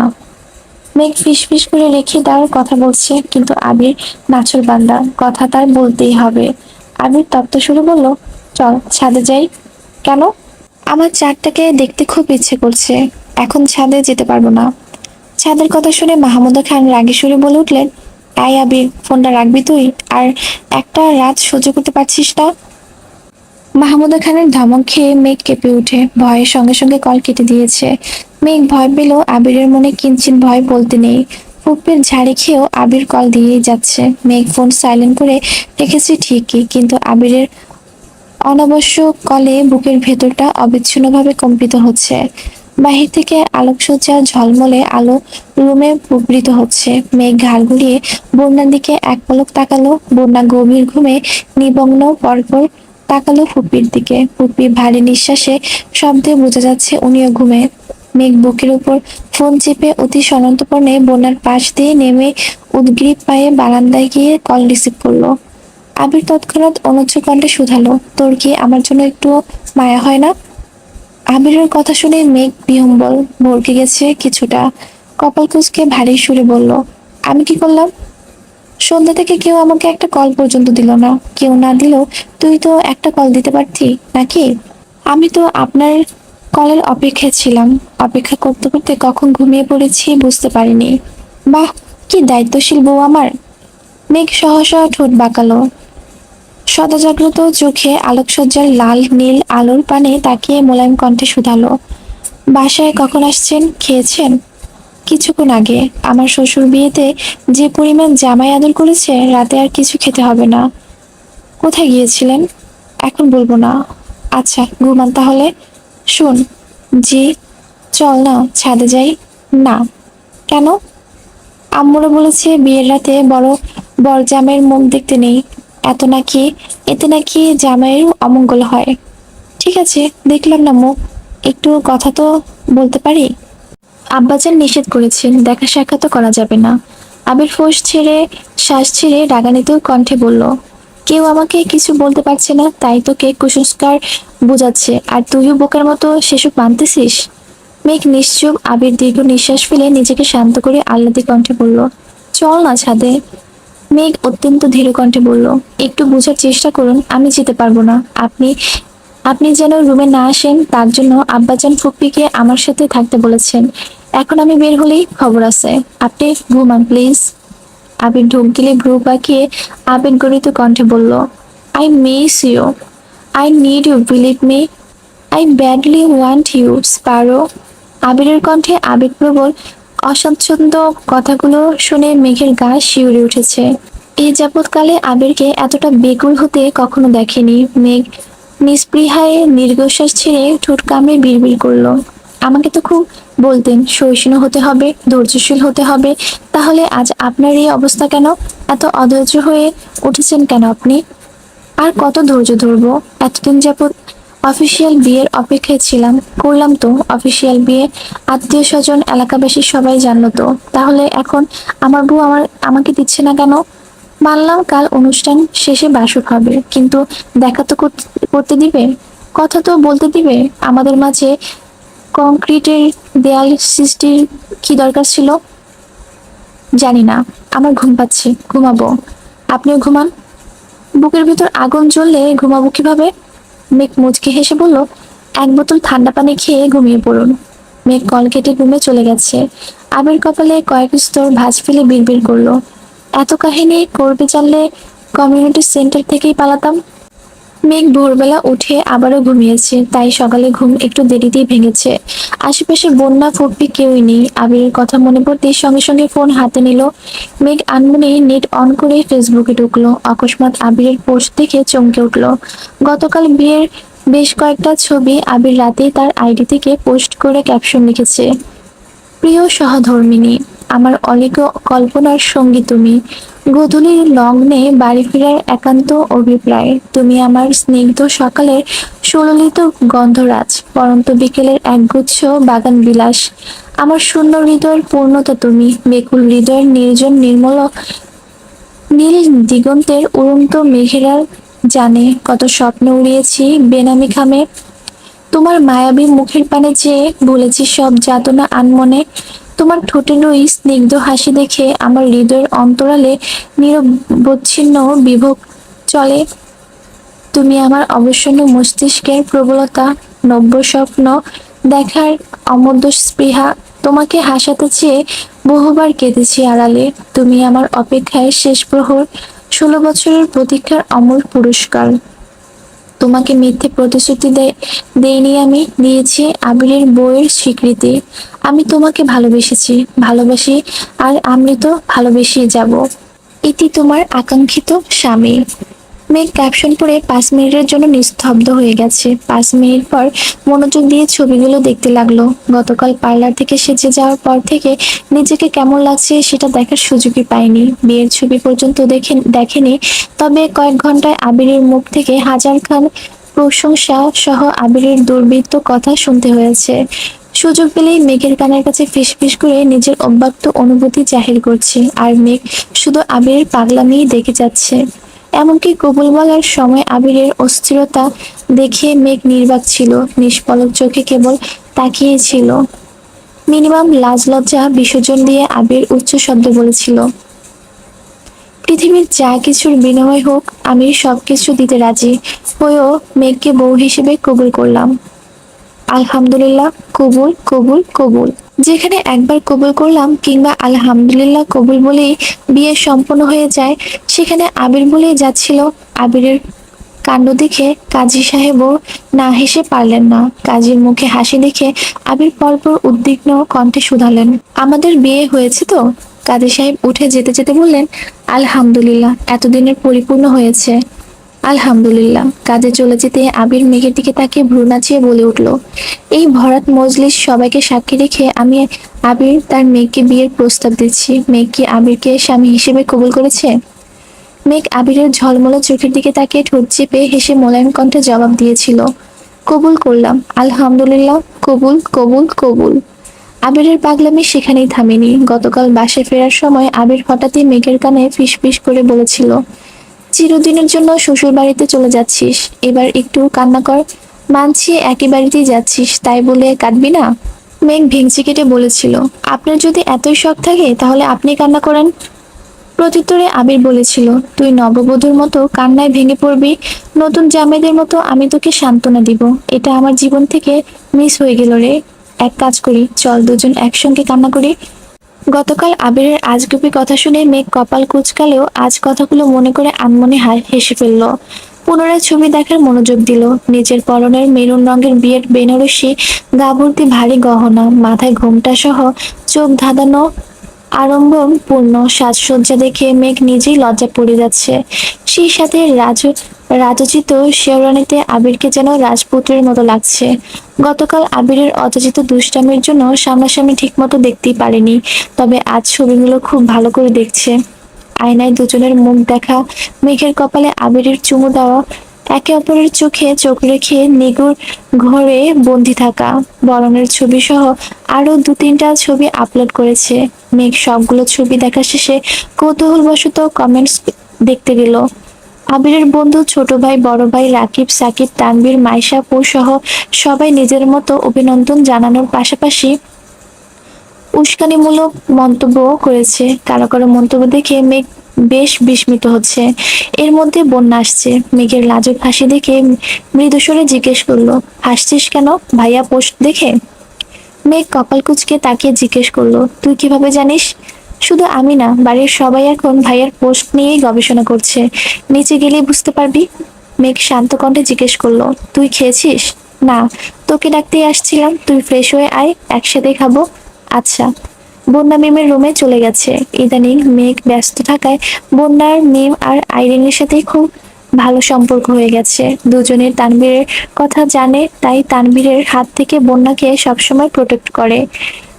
ড্রয়িং রুমে সোফায় হেলান দিয়ে চোখ বন্ধ করে বসে আছে আবির। রান্নাঘরে রান্নার আয়োজন চলছে। ইকবাল খান ছাদ থেকে নেমে আবিরকে এভাবে বসে থাকতে দেখে কিছুটা উদ্বিগ্ন কণ্ঠে জিজ্ঞেস করলেন, কি রে আবির, এভাবে বসে আছিস কেন? আবির চোখ খুলে কাকামণির এক পলক দেখে পূর্বের অবস্থা থেকে উত্তর দিল, আমার মনটা খুব খারাপ। ইকবাল খান নেমে এসে আবির পাশে বসতে বসতে শুধালেন, মন খারাপ কেন? বিয়ে তো সবাই মেনেই নিয়েছে, তাহলে মন খারাপ কেন থাকবে? আবির তপ্ত সুরে বলতে শুরু করলো, মন খারাপ থাকবে না কেন? মানুষ এলাকা ছেড়ে 1 বছর বাহিরে থাকলেই কথা, আচরণ, চলাফেরা সব বদলে যায়। সেখানে 20-30 বছর ঢাকা শহরে থেকে এখনো গ্রামের কি সব আজগুবি নিয়ম নীতি পালন করছে। বিয়ের পর বউ আলাদা কেন থাকবে? এত বছর অপেক্ষা করে নিজের সাথে নিজে যুদ্ধ করে আল্লাহর কাছে চাইতে চাইতে মেয়েকে পেয়েছি। কেউ কি জানে না সেটা? কিছুদিন যাবত এই বাড়ির প্রতিটা মানুষ আমার ইমোশন নিয়ে প্রতিনিয়ত খেলতেছে, তারপরও আমি চুপ করে আছি। আমি যদি ঘুণা করে এসব টের পেতাম তাহলে মেয়েকে নিয়ে আগেই পালিয়ে যেতাম। তোমরা যা করেছো তা আমি কখনোই ভুলবো না। আমি এর তীব্র নিন্দা জানাচ্ছি। ইকবাল খান শীতল কণ্ঠে বললেন, এভাবে বলছিস কেন? এক এক এলাকায় এক এক রীতি, একটু আধটু মেনে নিতেই হবে। আবির কিছু বলার আগে পিছন থেকে আলী আহমদ খান গুরুগম্ভীর কণ্ঠে বলে উঠলেন, তোমার নিন্দা জানানো শেষ হলে বাহিরে আসো, কাজ আছে। আলী আহমদ খানের কণ্ঠ শুনে আবির চমকে উঠে পিছনে তাকালো। আব্বুর রাগি রাগি চোখ মুখ দেখে নিজের মুখ চেপে ধরলো। আলী আহমদ খান কখন এসেছে আর ঠিক কতটুকু কথা শুনেছে এটা ভেবে আটকে উঠেছে আবির। ইকবাল খানের সাথে আবিরের ফ্রেন্ডলি সম্পর্ক হওয়ায় যা ইচ্ছে বলে দিতে পারে, কিন্তু আব্বুর সামনে সে যথাসম্ভব ভদ্র থাকার চেষ্টা করে। কিন্তু আজ এভাবে ধরা পড়ে যাবে সেটা কল্পনা করতে পারেনি। আবির মাথা নিচু করে দাঁত দিয়ে জিভ কামড়ে বেশ বসা থেকে বেরিয়ে গেছে। ইকবাল খান আলী আহমদ খানের মুখের পানে চেয়ে মলিন হাসলেন। আলী আহমদ খান নিঃশব্দে হেসে বেরিয়ে গেছেন। কিছুক্ষণের মধ্যেই মেঘ নিচে নামলো। মেঘকে দেখে রাকিব অকস্মাৎ বলে উঠল, এই যে ভাবি, আমার বন্ধুর 16 বছরের অব্যক্ত অনুভূতির বহিঃপ্রকাশ লেখা খোলা চিঠি পড়ে আপনার অনুভূতি কি? মেঘ শাড়ির আঁচল টেনে মাথায় দিয়ে চিবুক নামিয়ে লাজুক হাসলো। রিয়া রাকিবকে উদ্দেশ্য করে বলল, ভাইয়া সবে তো প্রকাশ করেছে, মেঘকে অনুভব করার সময় দাও। বিয়ের ঘোরটা আগে কাটুক, তারপর জিজ্ঞেস করো। ঠিক আছে জান, তুমি যা বলবে তাই হবে। রিয়া ঠোঁট বেঁকিয়ে রাগে সুরে বলল, হঠাৎ এত ভালোবাসা কোথা থেকে আসছে? রাতে বারান্দায় দাঁড়িয়ে আকাশের পানে তাকে কল্পনা করে আবির যেভাবে চিঠিটা লিখেছে সেটা দেখে আমারও খুব ইচ্ছে হচ্ছিল তোমাকে নিয়ে একটা চিঠি লেখার। কিন্তু বিশ্বাস করো, তুমি ফাল্গুনের সেই রক্তিম শিমুল ফুল। আমার হৃদয়ের এরপর আর কিছু ভেবে পাচ্ছিলাম না। 30 মিনিট ভেবেছি, তানভীরকে নিয়ে গবেষণা করেছি, কিন্তু লাইনটা আর সম্পূর্ণ করতে পারিনি। তারপর মনে হলো কবিতা আর চিঠি লেখার থেকে সকাল সন্ধ্যা বাবু খাইছো জিজ্ঞেস করাটা খুব সহজ। সাবধান। রিয়া বিরক্ত হয়ে বলল, তুমি আসলে একটা আনরোমান্টিক। রাকিব হেসে উত্তর দিল, বিয়ে করেছি 6 মাস হতে চললো, এখনো আমি কত রোমান্টিক দেখেছো? তুমি বললে শিমুল ফুল না দিতে পারলেও কচুরিপানা ঠিকই দিতে পারবো। আর কি চাও তুমি? রিয়া রাগান্বিত কণ্ঠে হুংকার দিল, তুমি আপাতত চোখের সামনে থেকে যাও তো। আজকাল ভালোবাসার কোনো মূল্য নেই। নিজের বিয়ে করা বউ বলে আমি নাকি আনরোমান্টিক? ধিক্কার জানাই। কাকে ধিক্কার জানাচ্ছ? নিজেকেই। রিয়া সহসা হাসতে শুরু করেছে, সেই সাথে মেঘও হাসছে। আবির এসে রাকিবের কাঁধে হাত রেখে ধীর কণ্ঠে জানতে চাইলো, কি হচ্ছে এখানে? আবিরের কণ্ঠ শুনে মেঘ আর চোখে তাকালো। আবিরকে এক পলক দেখে লজ্জায় নুয়ে পড়েছে। গতকাল এত লজ্জা পায়নি যতটা লজ্জা এখন পাচ্ছে। অবিলম্বে ঘুমটা টেনে মুখ ঢাকার চেষ্টা করলো। রাকিবের সাথে দু একটা কথা বলে আবির মেঘের সামনে এসে দাঁড়িয়ে অত্যন্ত কোমল কণ্ঠে বলল, আসসালামু আলাইকুম। লজ্জায় আড়ষ্ট মেঘ ঠান্ডা কণ্ঠে বলল, আসসালামু আলাইকুম। ওয়ালাইকুম আসসালাম। শুভ সকাল বউ। শুভ সকাল। রাকিব গলা খাকারি দিয়ে বলল, তোর বউ এটা আমরা সবাই জানি, তাই বলে সারাদিন বউ বউ করবি? ভাবছি কিছুদিন দিনরাত এক করে শুধু বউই ডাকবো। মাহমুদা খান মালিহা খান রুম থেকে বেরিয়ে আসতে আসতে ভারী কণ্ঠে বললেন, আবির তোর কি কোনো কাজ নেই? সকাল সকাল মেঘকে জ্বালাচ্ছিস কেন? আবির কপাল কুঁচকে ঠোঁট বেঁকিয়ে শক্ত কণ্ঠে বলল, আমি কোথায় জ্বালাচ্ছি? এতক্ষণ কাজ করে কেবলই আসলাম। ফুপ্পি, তোমার আমার সাথে কিসের শত্রুতা বলো তো? আব্বুর সাথে তুমিও এমন আচরণ শুরু করেছো কেন? তোমাদের থেকে তো আমার শ্বশুরই ভালো। মেয়ে খেয়েছে কিনা দেখতে আমাকে জোর করে পাঠিয়েছেন, আর তোমরা? মাহমুদা খান ভারী কণ্ঠে বললেন, ভাইজান খুব সহজে মেনে নিয়েছে তো, তাই কিছু বুঝতে পারছিস না। ভাইজানের ধমক না শোনা পর্যন্ত শান্তি পাচ্ছিস না, তাই না? তোর আচরণে কোনো কারণেই ভাইজান যদি রেগে যান, বাড়ি ভর্তি মেহমানদের সামনে চিৎকার চেঁচামেচি করেন, বিষয়টিকে ভালো লাগবে? তার থেকে উনি শান্ত আছেন, তুইও একটু শান্ত থাক। ঠিক আছে, থাকলাম শান্ত। আবির মুখ ফুলে শ্বাস ছেড়ে মেঘের দিকে তাকিয়ে ব্যস্ত কণ্ঠে বলল, বউ তুমি খেয়ে নাও। হ্যাঁ, তোমার ফুপু শাশুড়িটা ভালো না, একদম মহিলা হিটলারের মতো আচরণ করছেন। আমি এখন পালাই। আবির এক দৌড়ে বাসা থেকে বেরিয়ে গেছে। রাকিবও হাসতে হাসতে চলে গেছে। মাহমুদা খান হেসে বললেন, মেয়ে খেতে বস, আমি ওদের ডেকে নিয়ে আসছি। একটু পরেই সবাই খেতে নেমেছে। মেঘকে দেখে জান্নাত বলে উঠল, তুমি আমার স্নিগ্ধ সকালের সুললিত গন্ধরাজ, পরন্ত বিকেলের একগুচ্ছ বাগান বিলাস। পাশ থেকে আইরিন বলল, ভাবি এটা না, আমার ওই লাইনটা বেশি ভালো লাগছে। নীল দিগন্তের উড়ন্ত মেঘেরা জানে কত স্বপ্ন উড়িয়েছি বেনামি খামে। রিয়া মৃদু সুরে বলল, তোমার শুধু শুধু মেঘকে জ্বালিও না তো। মেঘ, আমি তোমাকে ভালোবেসেছি, ভালোবেসি আর আমৃতেও ভালোবেসে যাব। তুমি একদম মন খারাপ করবে না, কেমন? ওদের দুষ্টামি মেঘ চোখ তুলে তাকাতেই পারছে না। এর মধ্যে মালা এসে একটা চেয়ার টেনে বসলো। আইরিন মজার ছলে জিজ্ঞেস করলো, মালাপো, আপনার কোন ডায়লগটা ভালো লেগেছে? কিসের ডায়লগ? আবির ভাইয়া মেঘ ভাবিকে নিয়ে ফেসবুকে খোলা চিঠি লিখেছে, আপনি দেখেননি? মালা আইরিনকে দেখে পরপর মেঘের লজ্জামাখা আদলের পানে তাকালো, মনে মনে বিড়বিড় করলো, আমাকে ব্লক করে রাখলে কিভাবে দেখবো? আইরিন আবার জিজ্ঞেস করলো, দেখেননি? মালা বিরক্তি হয়ে বলল, খেয়াল করিনি। আবারও মনে মনে বিড়বিড় করলো, এসবের আজাইরা ভালোবাসা দেখলে শরীরটা জ্বলে। বৌভাত উপলক্ষে মেঘ আজ অফ হোয়াইট রঙের মধ্যে গোল্ডেন স্টোনের একটা গর্জিয়াস লেহেঙ্গা পরেছে। আবির মেঘের সাথে ম্যাচিং করে অফ হোয়াইট রঙের স্যুট পরেছে। বাকিরাও যার মতো সেজেছে। মালা আজ হুট করে একটা গর্জিয়াস শাড়ি পরেছে। মালার সাজ দেখে সাকিব মেঘে সুরে বলল, ছ্যাঁকা খেয়ে মানুষকে ঘরের দরজা বন্ধ করে সপ্তাহব্যাপী বা মাসব্যাপী কাটতে দেখেছি, অথচ তুই তা না করে নাচতে নাচতে বিয়ে খেতে চলে এসেছিস। তার কি মিনিমাম লজ্জা নেই? লজ্জা লজ্জা ধুয়ে কি শরবত খাবো নাকি? আর একটা কথা শুনে রাখ, আমি চাইলে আবির ভাইকে বিয়ে করতে পারতাম, কিন্তু আমি মেঘের মতো এত উন্মাদ না যে আমার আবির ভাইয়াকেই লাগবে। সাকিব ফিক করে হেসে বলল, কথায় আছে পাগলের সুখ মনে মনে। আর কি কি বলে নিজেকে সান্ত্বনা দিচ্ছিস জানিস আমাকে? প্রয়োজনে আমি আরো কিছু অ্যাড করে দিব। আর রইল বাকি মেঘবতীর পাগলামির কথা। আবির ভাইয়ার দেশে আসছেই মেঘকে পাগল করতে। 14 বছর তো একাই পাগলামি করে গেল। ভাইয়ার কি ইচ্ছে হয় না মেঘবতী তার জন্য একটু পাগলামি করবে, বাড়ি ফেরার অপেক্ষায় থাকবে, তাকে দেখার জন্য বা একটু কথা বলার জন্য উতলা হয়ে থাকবে। তার দিকে কেউ তাকালে অগ্নিকন্যার রূপ নিবে, মুখে কথা ভাইয়াকে পাগলের মতো ভালোবাসবে। মেঘবতীর মনে প্রবল প্রমোদ তার জাগাতে ভাইয়াই সব করেছে, তাই তোর চোখে মায়া। মেঘবতী উন্মাদ হলে আবির ভাইয়া তার গুরু। মালার আগে কটমট করে চলে যেতে নিলে অলক্ষিত ভাবে লিমনের সাথে ধাক্কা খেলো। মালা মাথায় হাত দিয়ে রাগান্বিত কণ্ঠে হুংকার দিল, আপনি কি চোখে দেখেন না? লিমন মালার দিকে তাকে মৃদু হেসে বলল, মাঝে মাঝে একটু কমই দেখি। মালার আগে ফোঁস করে চলে গেছে। মাইশা আপু আর ওনার হাজবেন্ড আজ দুপুরেই আসছেন। আবির কল দিতে দিতে অনেক কষ্টে আপুকে রাজি করেছেন। মেঘ আপুকে দেখে আহ্লাদে কণ্ঠে বলল, আপু মনে আছে তো? বাবুকে কিন্তু সর্বপ্রথম আমার কোলে দিতে হবে। হ্যাঁ গো, মনে আছে। দোয়া করো বাবু সুস্থভাবে হলে তোমার কোলেই প্রথমে দিব। মেঘ একগাল হেসে বলল, ঠিক আছে। আবির মেঘের দিকে তাকে কিছু ভেবে আনমনে হাসলো। মেঘ বিষয়টা খেয়াল করে জিজ্ঞেস করলো, হাসছেন কেন? এমনিতেই। বলুন। রাতে বলবো। না, এখনই বলুন। I love you, I want to hug you, I want kiss you. Megh সঙ্গে সঙ্গে আবিরের হাতে চিমটি কেটে ব্যস্ত কণ্ঠে বলল, চুপ করুন। এখন তো চুপ করতে বলবি। অফিসিয়াল বিয়ের 24 ঘন্টা পেরিয়ে গেছে, অথচ এখনো অফিসিয়াল আলিঙ্গনটাও করতে পারলাম না। মেঘ নিজের কপাল চাপড়ে বিড়বিড় করলো, এত নির্লজ্জ হবে কবে হলেন আপনি? তোকে বিয়ে করার পর।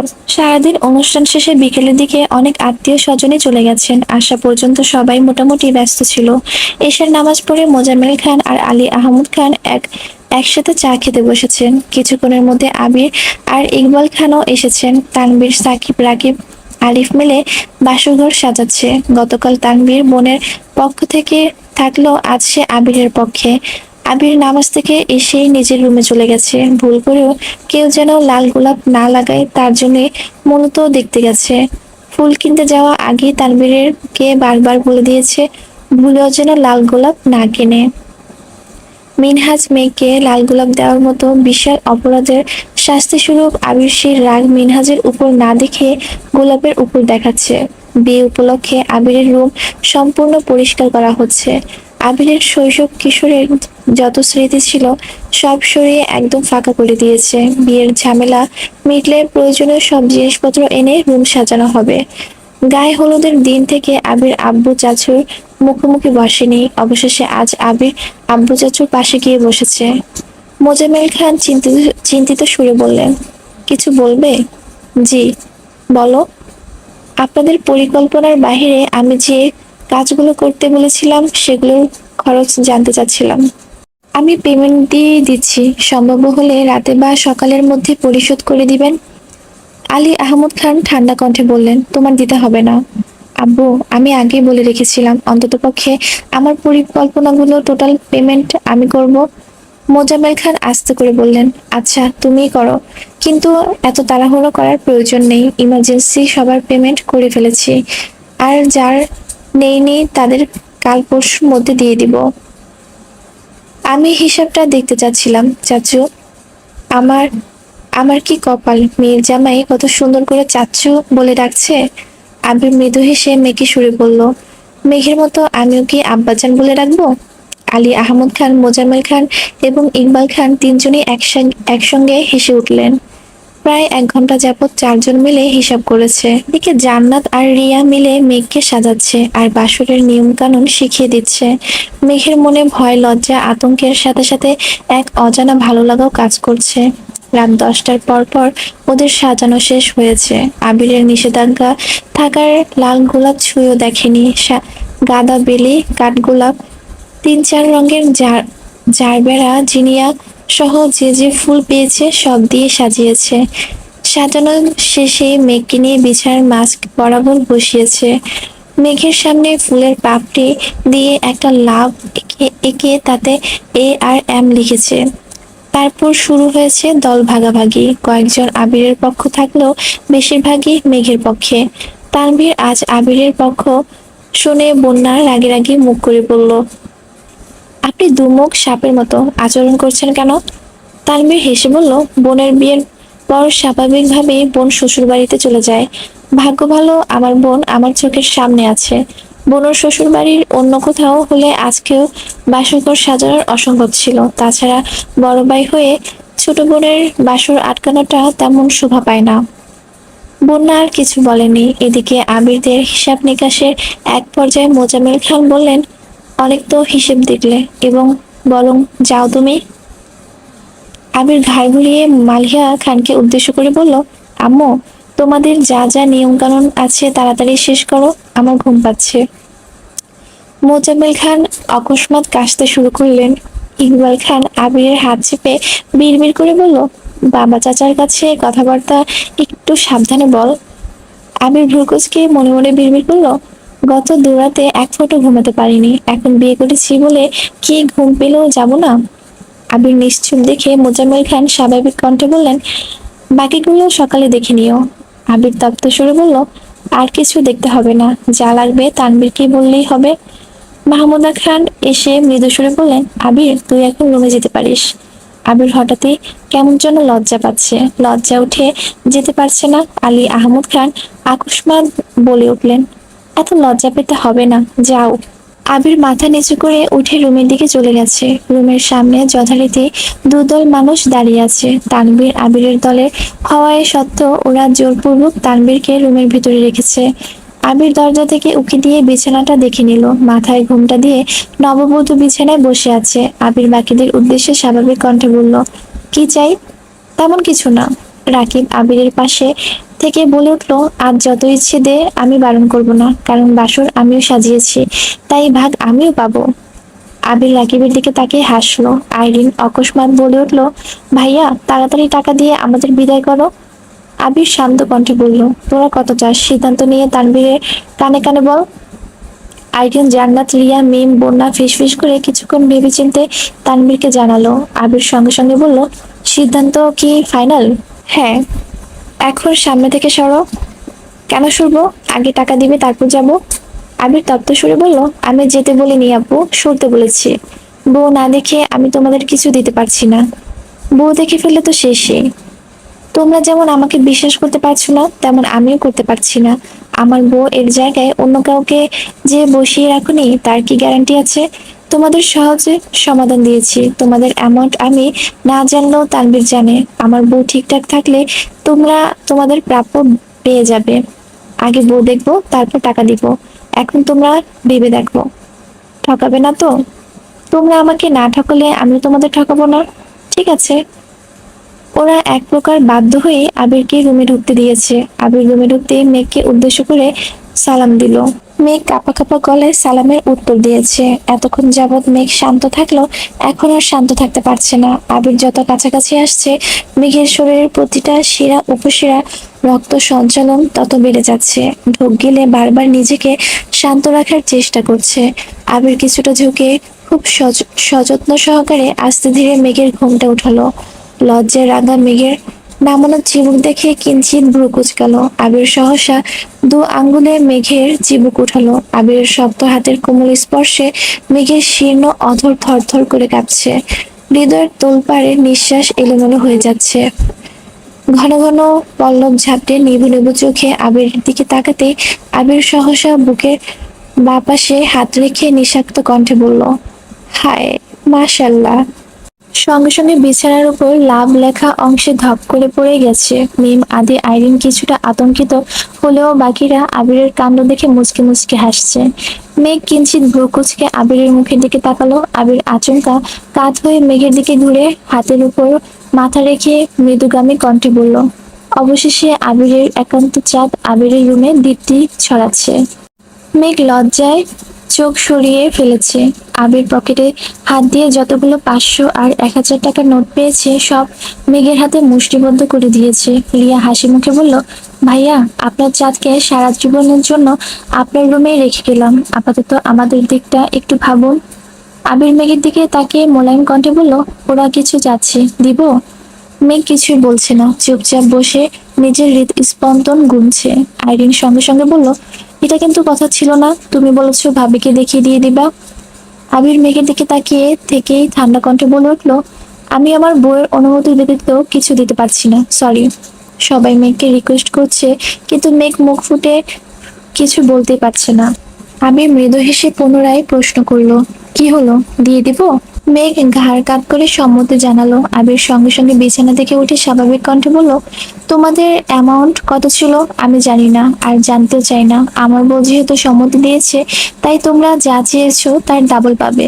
তানবীরের দিকে তাকিয়ে মৃদু স্বরে বলল, তানবীর, ওদের অ্যামাউন্ট বুঝিয়ে দিবি। জি ভাইয়া। জান্নাত, রিয়া একসঙ্গে বলে উঠলো, ইস, এত বড় মিস্টেক কিভাবে করলাম, আগে জানলে আরো বেশি চাইতাম। আইরিন বলল, আমরা এখন নতুন করে এমন চাইবো। আবির মুচকি হেসে বলল, সুযোগ একবারই দিয়েছি, সেই সুযোগ আর পাবে না। এখন সবে যাও এখান থেকে। রাকিব আবিরের কানে কানে ফিস ফিস করে কিছু বলেই দৌড়ে বেরিয়ে গেছে। বাকিরাও যে যার মতো চলে গেছে। বন্যা মেঘের দিকে তাকিয়ে মুচকি হেসে বেরিয়েছে। তানভীর আগে বেরিয়ে গিয়েছিল। আবির দরজা বন্ধ করতে যাবে, অকস্মাৎ তানভীর হাজির হলো। আবির শক্ত কণ্ঠে বলল, আবার কি? তানভীর মেঘকে এক পলক দেখে নিল। মেঘ মাথা নিচু করে নিশ্চুপ হয়ে বসে আছে। তানভীর গলা খাকারি দিয়ে অত্যন্ত কোমল কণ্ঠে বলল, ভাইয়া, আমার বোনটা কিন্তু এখনো ছোট। তোমার অনাবশ্যক ভালোবাসাকে একটু কন্ট্রোল করো প্লিজ। আবির ভ্রু গুটিয়ে সরাসরি তানভীরের চোখের দিকে তাকিয়ে কর্কশ গলায় বিড়বিড় করলো, তুই না আমার সম্বন্ধী? তানভীর নিঃশব্দে হেসে অত্যন্ত দৃঢ় কণ্ঠে বলে উঠল, তুমি না আমার ভাই? তাছাড়া পুরো পৃথিবী জানে তুমি আমার বন্ধু টাইপের ভাই, তাই আমার সব দিক থেকেই পারমিশন আছে। আবির দাঁতে দাঁত চেপে বলল, জি ভাই, বুঝতে পারছি। বলছিলাম কি ভাই, আপনি পারমিশন দিলে আমি আপনার বোনের সাথে একান্ত কিছু সময় কাটাতাম। পারমিশন দিবেন ভাই? জি ভাই, আপনার জন্যই এত আয়োজন। Best of luck, bye. Tanvir চলে যাচ্ছে, আবির মুচকি হেসে দরজা বন্ধ করে দিয়েছে। দরজা বন্ধের শব্দে মেঘের শরীর ঝাঁকি দিয়ে উঠেছে, মাথা নিচু করে জোরে নিঃশ্বাস ছাড়লো। আবির আর চোখে মেঘের দিকে তাকালো। ঠোঁটে লেগে আছে দুষ্টু হাসি। ধীর পায়ে এগিয়ে গেল মেঘের কাছে।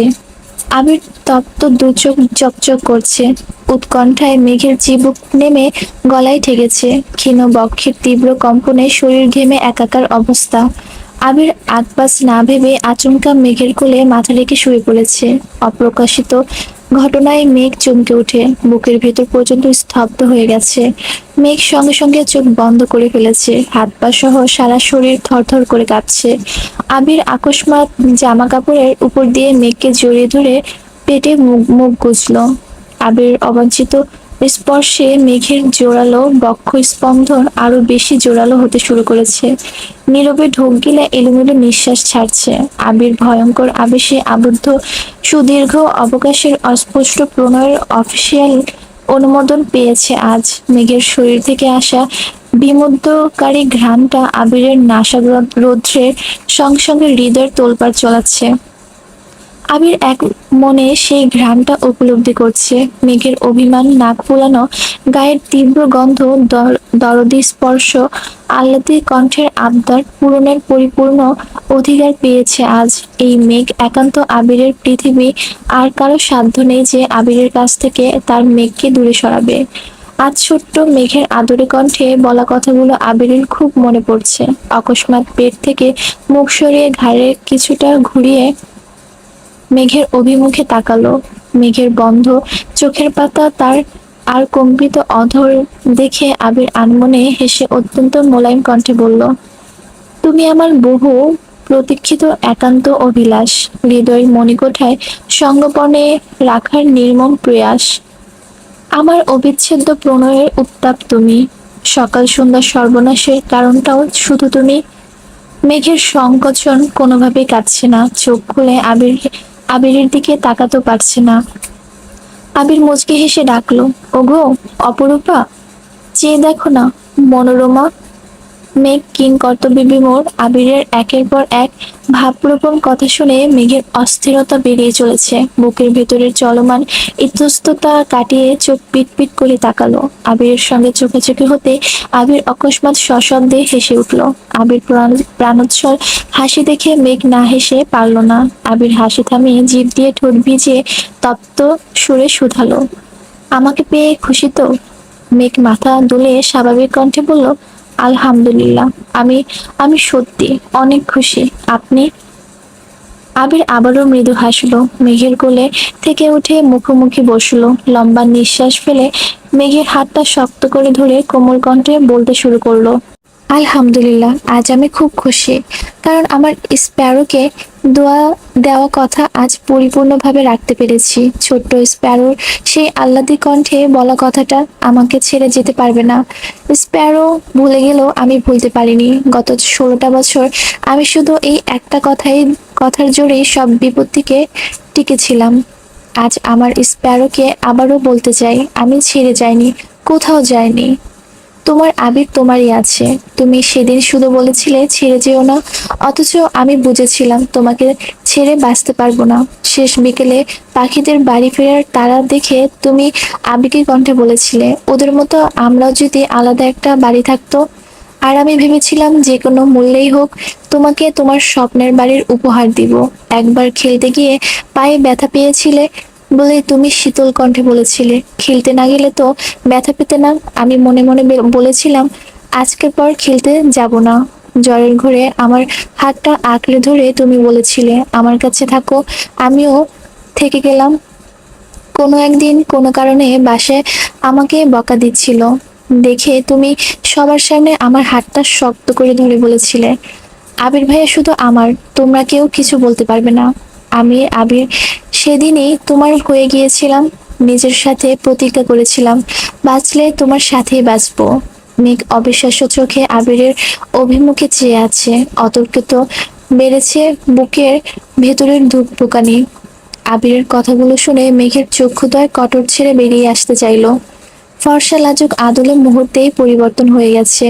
নাকের ডগায় মুক্তোর মতো বিন্দু বিন্দু ঘাম চিকচিক করছে। মেঘের উত্তেজিত মনোভাব চোখে ফুটে উঠেছে। যেই আবির প্রণয়ে আসক্ত মেঘ, সে আবির মেঘের কাছে প্রতিজ্ঞাবদ্ধ ছিল এতগুলো বছর। এটা ভেবেই মেঘের মস্তিষ্কের নিউরন অনুকরণ শুরু হয়েছে। মেঘ অসহায় মুখ করে আবিরের চোখের দিকে তাকিয়ে প্রশ্ন করলো, আমি আপনাকে এত কিছু বলেছিলাম? আবির মেঘের দুহাত নিজের দুগালে রেখে নিঃশ্বাস টেনে বলল, হুম। আমার মনে নেই কেন? কারণ তখন তুমি অনেক ছোট ছিলে। আপনি কখনো বলেননি কেন, ভালোবাসা মুখে বলে হয় না পাগলি, তোমাকে নিজ থেকে অনুভব করতে হবে। আর আমি সেই অপেক্ষায় ছিলাম। মেঘ কপাল কুঁচকে প্রশ্ন করলো, আপনি আমাকে তুমি করে বলছেন কেন? শুনতে খারাপ লাগছে? কেমন যেন অস্বস্তি লাগছে। আপনার মুখে তুইটাই মানায়। অভ্যাস করো, এখন থেকে তুমিটাই বেশি শুনতে হবে। কেন? আবির মৃদু সুরে বলল, আমার সম্বন্ধী আমাকে বয়স্কভাবে ওয়ার্নিং দিয়েছে, বিয়ের পর তোমার সাথে তুই তুকারি করলে আমার নাম মামলা দিবে। তানভীরের এসব তুই তুকারি একদম পছন্দ না। ওর সাথে কথা বললে সচরাচর তোমাকে তুই বলে সম্বোধন করি না। তার উপর ভুলে যদি বলে ফেলি, তখন দেখা যায় রাগে সারাদিন আমার সাথে কথা বলে না। গতকাল রাতে আমাকে লাস্ট বারের মতো ওয়ার্ন করেছেন, যেন কোনোভাবেই তুই না বলি। পার্সোনালি ঘরের দরজা বন্ধ করে তুই বলল আমার সম্বন্ধে বাবা মা শ্বশুর শাশুড়ি কিংবা কোনো আত্মীয়র সামনে কোনোভাবেই তুই বলতে পারবো না। মেঘ অভিনিষ্টের ন্যায় চেয়ে থেকে শান্ত কণ্ঠে শুধালো, আপনি ভাইয়াকে ভয় পান? না, তোমাকে ভয় পাই। মানে? আবির মেঘের হাত গাল থেকে নামিয়ে বুকের উপর রেখে বলতে শুরু করলো, তোমাকে হারানোর ভয়ে আমার এই যে এইখানটা বারংবার কেঁপে ওঠে। আবিরকে ধ্বংসের একমাত্র অস্ত্রই মেঘ। তানভীর সহ আমার কাছে মানুষজন খুব ভালোভাবে জানে আমার জীবনে তোমার অস্তিত্ব ঠিক কতখানি জুড়ে। আমাকে কোনো কিছুতে রাজি করাতে ব্যর্থ হলেও ইচ্ছাকৃত তোমার নাম নেয়, কারণ তারা জানে তুমি আমার একমাত্র দুর্বলতা। এই যে তুমি কত শত কুসংস্কার মানো, কিছু হবে না, যেন আবেগে নাচো। আমিও ঠিক তেমন, তোমার নামে কিছু শুনলে বুঝে না বুঝে বুঝে রিয়েক্ট করি, নিজের উপর নিয়ন্ত্রণ হারিয়ে ফেলি। অন্ততপক্ষে তোমাকে নিয়ে তানভীরের সাথে আমি কোনো রকম অসাধ্যনা জড়াতে চাই না। তাইও যা বলেছে আমি মেনে নিয়েছি। আবিরের উৎকণ্ঠা দেখে মেঘ প্রতিনিয়ত আশ্চর্যের চূড়ায় পৌঁছে যাচ্ছে। মেঘ নির্বাক চোখে তাকিয়ে গভীর মনোযোগ দিয়ে আবিরকে দেখছে। আবির কয়েক মুহূর্ত মেঘকে মায়াবী আদলে চেয়ে থেকে আনমনে হেসে বলল, ম্যাম, এভাবে তাকিয়ে আমাকে আবেগ আগে ভাগেই দুর্বল করে দিবেন না। আপনার সাথে আমার অনেক কথা আছে। আবিরের কথা মেঘের ভাবনায় সুতো ছেড়েছে। কপাল ভাঁজ ফেলে মৃদু সুরে বলল, কি কথা? আগে নামাজ পড়ে রবের কাছে শুকরিয়া আদায় করি, তারপর বলবো। যাও, ফ্রেশ হয়ে অজু করে আসো। আবির মেঘের হাত ছেড়ে বিছানা থেকে নামছে। এত কথোপকথনের ভিড়ে রিয়া আর জান্নাতের শিখিয়ে দেওয়া নিয়ম কানুনের কথা মেঘ ভুলে গিয়েছিল। মেঘ ঝটপট বিছানা থেকে নেমে আবিরের পায়ে হাত দিয়ে সালাম করতে নিল, কিন্তু সালাম করার আগে আবির মেঘের দু বাহু ধরে উঠিয়ে আলতোভাবে বুকে ছুঁড়ে মোলায়েম কণ্ঠে বলল, তোমার অবস্থান আমার পায়ে নয়, হৃদয়ে। আজকের পর কোনোদিন পায়ে হাত দিলে সালাম করার চেষ্টা করবে না, মনে থাকবে? জি। আবির মেঘকে ছেড়ে ড্রেসিং টেবিলের উপর থেকে ফোনটা হাতে নিয়ে বেলকনির দরজায় হেলান দিয়ে দাঁড়িয়ে কিছু একটা করছে। এদিকে মেঘ মনে মনে হাবিজাবি ভাবছে আর ব্যস্ত হাতে গহনা খুলছে। গলার একটা গহনাকে খুলতে গিয়ে চুলে টান পড়তেই মেঘ ব্যথায় উফ করে উঠেছে। আবির সহসা ফোন টেবিলের উপর রেখে মেঘের কাছে এসে জিজ্ঞেস করলো, কি হয়েছে? চুলে টান লাগছে। হাত সরাও, আমি দেখছি। মেঘ ভ্রু কুঁচকালো, তবে নিষেধ করলো না। আবির খুব মনোযোগ দিয়ে মেঘের চুল সরিয়ে গহনা খুলে দিয়েছে। মাথায় লাগানো কিছু ক্লিপগুলো খুলতে খুলতে কর্কশ কণ্ঠে বিড়বিড় করলো, আগে বলেছি রাতে এত সাজগোজ করতে হবে না, তারপরেও কেউ কথা শোনে না। আবিরের ঠান্ডা কণ্ঠের অভিযোগ সম্মিলিত ফিরল মেঘের। চোখ ঘুরিয়ে আবিরকে এক পলক দেখে হালকা করে কেশে শীতল কণ্ঠে বলল, আবির ভাই। অকস্মাৎ আবিরের সুপ্ত ক্রোধ চোখ ভেসে উঠেছে। মেঘের দিকে তাকিয়ে চোখ রাঙাতে মেঘ দাঁত কেলিয়ে হেসে বলল, মজা করছে। আবির প্রত্যুত্তরে কিছুই বলল না। মেঘ ওয়াশরুম থেকে ফ্রেশ হয়ে আসতেই আবির চুপচাপ ওয়াশরুমে চলে গেছে। যথারীতি দুজন একসঙ্গে 2 রাকাত নফল নামাজ পড়ে নিয়েছে। নামাজ শেষ করে আবির মেঘের কপালে দীর্ঘ চুমু খেয়ে মেঘকে শক্ত করে জড়িয়ে ধরলো। আবিরের সারাদিনের সব দুষ্টামি খুনসুটি হঠাৎই পরিবর্তন হয়ে গেছে, কেমন যেন নিশ্চুপ হয়ে গেছে।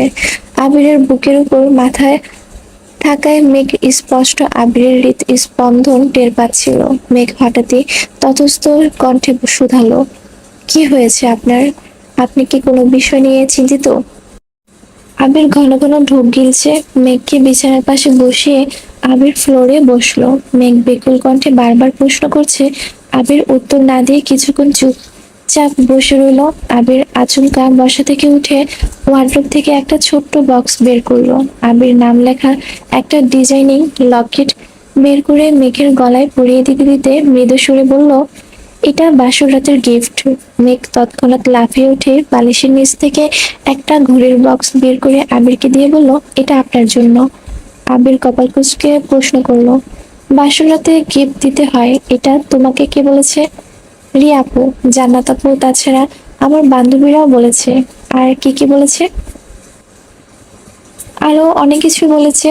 আমি ভ্রু গুটিয়ে ধীরহস্তে কপাল চাপে শক্ত কণ্ঠে বলল, ইস, আমার বউটাকে ওরাই নষ্ট করেছে। মেঘ ঠোঁট কামড়ে বিড়বিড় করলো, মোটেই না। আবির ঘড়িটা দেখে মুচকি হেসে বলল, পরিয়ে দাও এখন। হুম। মেঘ ঘড়িটা পরিয়ে দিয়ে আহ্লাদি কণ্ঠে শুধালো, পছন্দ হয়েছে? হুম। আমার একমাত্র বউয়ের দেওয়া গিফট, পছন্দ তো হতেই হবে। আবির তপ্ত সুরে ফের বলল, তোমার জন্য আরো সারপ্রাইজ আছে। কি? আবির একটা অ্যালবাম বের করে মেঘের হাতে দিল। অ্যালবামের সর্বপ্রথম ছবিটা আবির আর মেঘের বিয়ের। দুজন পাশাপাশি বসা। মেঘ ঘাড় কাত করে আবিরের বাইশিপে রেখেছে। আবির মেঘের মাথার উপর নিজের মাথা কাত করে রেখেছে। দুজনের এক হাত সামনের দিকে। আবিরের হাতের তালুতে মেহেদি দিয়ে লেখা মেঘের আবির, আর মেঘের হাতে লেখা আবিরের মেঘ। মেঘ ছবিটা দেখে মৃদু হেসে অ্যালবাম খুলছে। মেঘের জন্মের পর আবিরের প্রথম কোলে নেওয়া ছবি। মেঘের 6 মাস, 1 বছর, 2 বছর বয়স থেকে শুরু করে বিয়ে পর্যন্ত আবিরের সাথে যত ছবি ছিল সবই অ্যালবামে আছে। মেঘ মুগ্ধ চোখে তাকিয়ে ছবিগুলো দেখছে। আবির পাশে দাঁড়িয়ে ছবিগুলোর বর্ণনা দিচ্ছে। ছোটবেলার ছবিগুলো ফ্যামিলি অ্যালবাম থেকে সংগ্রহ করা। কোনো ছবি কখন কি অবস্থায় কাকে দিয়ে উঠিয়েছে সবই আজ নির্দ্বিধায় বলছে। মেঘ নিস্তব্ধ হয়ে ছবিগুলো দেখছে আর আবিরকে দেখছে। মাঝখানে 9 বছরের একসাথে ছবি না থাকলেও লাস্ট 2 বছর ছবিতেই তার উসুল তুলে ফেলেছে, যার মধ্যে হাতে গোনা কয়েকটা ছবি মেঘ নিজের ইচ্ছেতেই তুলেছিল। বাকি সব আবিরের পার্সোনাল ফটোগ্রাফার তুলে দিয়েছে। অ্যালবাম দেখা শেষ হতেই মেঘ দীর্ঘ নিঃশ্বাস ছাড়লো। আবির মৃদুস্বরে জিজ্ঞেস করলো, রাগ করেছো? মেঘ ঠোঁট ফুলিয়ে চেয়ে আছে। আবির নির্লিপ্ত কণ্ঠে বলল, রাগ করো না প্লিজ। এটা দেখে রেগে গেলে পরেরগুলো তো বলতেই পারবো না। পরে কি? আবির একটা চাবির গোছা মেঘের হাতে দিয়ে বলতে শুরু করলো, আজ থেকে এই চাবির গোছাটা তোমার। এখানে আমার রুমের প্রতিটা তালাবন্ধ জিনিসের চাবির পাশাপাশি আমার অফিসের সব চাবি আছে। তুমি আমার অর্ধাঙ্গিনী, তাই আজ থেকে আর কোনো লুকোচুরি নয়। আমার যা কিছু আছে সবকিছুতে তোমার অধিকার আছে। মেঘ আজ হতবিম্বল যে আবির নিজের জিনিসপত্র কখনো কাউকে ছুতে দেয় না, রুমে ঢুকতে দেয় না, সবকিছুতেই তালা দিয়ে রাখে। সে আজ নিজের হাতে সব দায়িত্ব মেঘকে দিয়ে দিচ্ছে। আবিরের এত পরিবর্তন মেঘ স্তব্ধ চোখে কেবল দেখিয়ে যাচ্ছে। আবির অকস্মাৎ মেঘের মুখোমুখি দাঁড়ালো। আচমকা ধপ করে মেঘের পায়ের কাছে বসে পড়েছে। আবিরের গায়ে যেন পা না লাগে তার জন্য মেঘ সঙ্গে সঙ্গে পা সরিয়ে থমথমে কণ্ঠে শুধালো, কি হয়েছে আপনার? আবির পেছন থেকে একটা সুন্দর গিফট বক্স বের করে মেঘের হাতে দিল। মেঘ ভ্রু কুঁচকে প্রশ্ন করলো, কি এটাতে? দেখো। বক্স খুলতেই 2টা ব্যাংক চেক চোখে পড়েছে। মেঘ অ্যাকাউন্ট ঠিকমতো খেয়াল করেনি। কৌতূহল বশত চেক তুলে বিস্ময় সমেত তাকালো। বক্সের স্বর্ণের বেশ কিছু গহনা। মেঘ বারবার আবিরের দিকে তাকাচ্ছে। আবিরের ঠোঁটে মলিন হাসি। মেঘ গহনাগুলো তুলে বিছানার পাশে রাখছে। কাগজের মতো কিছু লাল ফিতা দিয়ে পেঁচানো দেখে মেঘ স্বাভাবিক ভাবে খুলতে নিল। খুলতেই দেখলো এটা একটা দলিল। কিছুটা পড়ার পর বুঝতে পারলো কোনো একটা জায়গা আবির মেঘের নাম করে দিয়েছে। মেঘ আশ্চর্য নয়নে তাকে প্রশ্ন করলো, এসবের মানে কি? আবির মুচকি হেসে বলল, প্যারো ড্রিম হাউস তোমার বাড়ি, একান্তই তোমার, সেখানে আমার কোনো অধিকার নেই। মেঘ কিঞ্চিত রাগে সুরে বলল, অধিকার যদি নাই থাকবে তাহলে আমার বাড়ি আপনি আমাকে না জানিয়ে কেন করেছেন? আগে আমাকে কেন বলেননি? শুরুতে জানানোর মতো পরিস্থিতি ছিল না। কেন? সময়টা ছিল ডিসেম্বর মাস, মাইশা আপুর বিয়ে থেকে মালার কারণে তোমাকে জোর করে নিয়ে আসছিলাম। আমি অফিস থেকে এসে তোমাকে সময় নিয়ে বোঝাতে চেয়েছিলাম মালার সাথে আমার কিছুই নেই, অথচ তুমি আমার আসা পর্যন্ত জাস্ট 10 মিনিট অপেক্ষা করতে পারলে না। আমাকে গুরুত্ব না দিয়ে মিনহাজদের গুরুত্ব দিয়েছিলে, তার জন্য তোমার প্রতি অভিমান হয়েছিল। সেই অভিমান তোমার আব্বুর কথায় জেদে পরিণত হয়েছিল। ওনার মেয়েকে রানীর মতো রাখতে গেলে আগে রানীর স্বপ্নগুলো পূরণ করা জরুরি ছিল। সেই রাতে 3-4 দিনের জন্য চলে গেলাম। দিন-রাত এক করে সবকিছু রেডি করে আসছি। যেদিন বাসার কাজ শুরু করব তার আগের দিন থেকে আপনাকে এত মতো রিকোয়েস্ট করলাম, কিন্তু তুমি এতটাই জেদি যে কোনোভাবেই যেতে রাজি হলো না। তোমাকে সারপ্রাইজ দিতে চেয়েও দিতে পারলাম না, তাই সিদ্ধান্ত নিয়েছিলাম বাসার কাজ পুরোপুরি শেষ করেই জানাবো। মেঘ শক্ত কণ্ঠে বলল, ইস, মিস করলাম। বাকিগুলো দেখে শেষ করো। মেঘ আবারও বক্স হাতে নিল, কিছু চিরকুট, আবিরের অফিসের কিছু ডকুমেন্টস, সাথে কয়েকটা 500 আর 1000 টাকার বান্ডিল। এত টাকা, এত বান্ডিল দেখে মেঘ আশ্চর্যজনিত নয়নে তাকিয়ে উদ্বিগ্ন কণ্ঠে শুধালো, এত টাকা কার? আবির মোলায়েম কণ্ঠে বলল, তোমার। মানে? এত টাকা দিয়ে আমি কি করব? এগুলো সব কাবিনের। মেঘ ধীর কণ্ঠে বলতে শুরু করলো, আমি যতদূর শুনেছি কাবিনের বউয়ের পরিবার অথবা বউয়ের ইচ্ছে অনুযায়ী দিতে হয়। আমি বউ হয়ে বলছি, আমার কাবিনের কোনো প্রয়োজন নেই। আমি আপনাকে চেয়েছি, আলহামদুলিল্লাহ আপনাকে পেয়ে গেছি। আমার আর কিছুই চাওয়ার নেই। আপনার এত এত গিফট, টাকা, ব্যাংক, চেক এসবের কোনো কিছুই চাই না। বিয়েতে কাবিন যদি আবশ্যক হয় তবে আমি কাবিন হিসেবে আপনাকে চাইবো। আমি তো শুধু আপনাকে চাইবো। মেঘের দু চোখ ছলছল করছে, নিজেকে সংযত করতে তারিত শ্বাস টানলো। আবির দুর্বাধ্য নেত্রে মেঘের মায়াবী আননে চেয়ে আছে। অল্পতে লজ্জায় আড়ষ্ট হওয়া মেয়েটার অদম্য কণ্ঠের আকাঙ্ক্ষা শুনে আবির শীতল চোখে চেয়ে মুচকি হাসলো। মেঘ এতক্ষণ কি বলেছে নিজেও জানে না। আবির অন্যরকম চাহনিতে কিছুটা লজ্জা পেয়েছে। আবির চোখ মুখ গুটিয়ে শান্ত কণ্ঠে শুধালো, যা দিয়েছি সবকিছু সহ আবির যদি তোমার হয় তাহলে কাবিন নিয়ে কি তোমার আর কোনো আপত্তি আছে? মেঘ সঙ্গে সঙ্গে আবিরের দিকে তাকিয়ে শ্বাস ছেড়ে ঠোঁট ফুলিয়ে নিষ্পাপ কণ্ঠে বলে উঠল, আমার আবির হলেই হবে। আবির ভ্রু উঠাতেই মেঘ থতমত খেয়ে বলল, সরি সরি সরি, আপনাকে হলেই হবে। আমি তো তোমারই, বাকি যা দিয়েছি ওই সবও তোমার। এগুলো পর কাবিনের হিসেব। তোমাকে কি আমার কাছে আর কিছু চাওয়ার আছে? মেঘ সাবলীল ভঙ্গিতে বলল, আমার আর কিছুই লাগবে না। মনে কষ্ট থাকবে না তো? মেঘ একগাল হেসে বলল, আমার মনে কষ্টের ছিটেফোঁটাও নেই, কারণ আপনাকে পেয়ে গেছি যে। আবির অনুগ্রহ হেসে টেবিলের উপর রাখা একটা বই থেকে কাগজ এনে মেঘের হাতে দিল। তেমন একটা গুরুত্ব না দিয়ে মেঘ জিজ্ঞেস করলো, কি এগুলো? পড়ো। মেঘ বিড়বিড় করে পড়ছে। কিছুটা পড়তে বুঝতে পারলো এটা কাবিননামার কপি। মেঘ সঙ্গে সঙ্গে নিচে তাকালো। বরের স্বাক্ষরের জায়গায় সাজ্জাদুল খান আবির লেখা, আর কন্যার স্বাক্ষরের জায়গায় মাহাদিবা খান। মেঘ বিবাহ রেজিস্ট্রি করার তারিখ 3-2-20, যা আজ থেকে আরো 3 বছর আগের। এটা দেখে মেঘ বিস্তীর্ণ চোখে তাকিয়ে এক হাতে নিজের মুখ চেপে ধরেছে। মেঘের হাত থরথর করে কাঁপছে, কান দিয়ে গরম হাওয়া বের হচ্ছে, মস্তিষ্ক বিদ্যমান স্নায়ুগুলো ধপধপ করে কাঁপছে, বুকের ভেতরটা দুরু দুরু কেঁপেই চলেছে। নিজের চোখকে বিশ্বাস করতে পারছে না। মেঘ শশব্যস্ত চোখে আবিরের দিকে তাকালো। আবির নিরুদ্বেগ ভঙ্গিতে মেঘকে দেখছে আর নিজের বুকে হাত রেখে অনুচ্চ সুরে দোয়া পড়ছে। মেঘের গলায় আটকানো নিঃশ্বাসটা অতি সন্তর্পণে বেরিয়ে আসছে। মুখ ফুলিয়ে শ্বাস টেনে জিভ দিয়ে ঠোঁট ভিজিয়ে থমথম কণ্ঠে প্রশ্ন করলো, এগুলি কি সত্যি? আবির ঢোক গিলে ধীর স্থির কণ্ঠে বলল, আইনের চোখে আমাদের বিয়ের 3 বছর পূর্ণ হয়ে গেছে। গতকাল 4র্থ বছরের পদার্পণ করেছি। তোমাকে আগেই বলেছিলাম তুমি আমারই, কেউ তোমাকে আমার থেকে আলাদা করতে পারবে না। কেউ যদি আমার সাথে ঝামেলা করতেও চাইতো, আমি সরাসরি কাবিননামা দেখিয়ে দিতাম। মেঘ ভাবার চিন্তা ছাড়াই আচমকা বলে উঠল, এটা কিভাবে সম্ভব?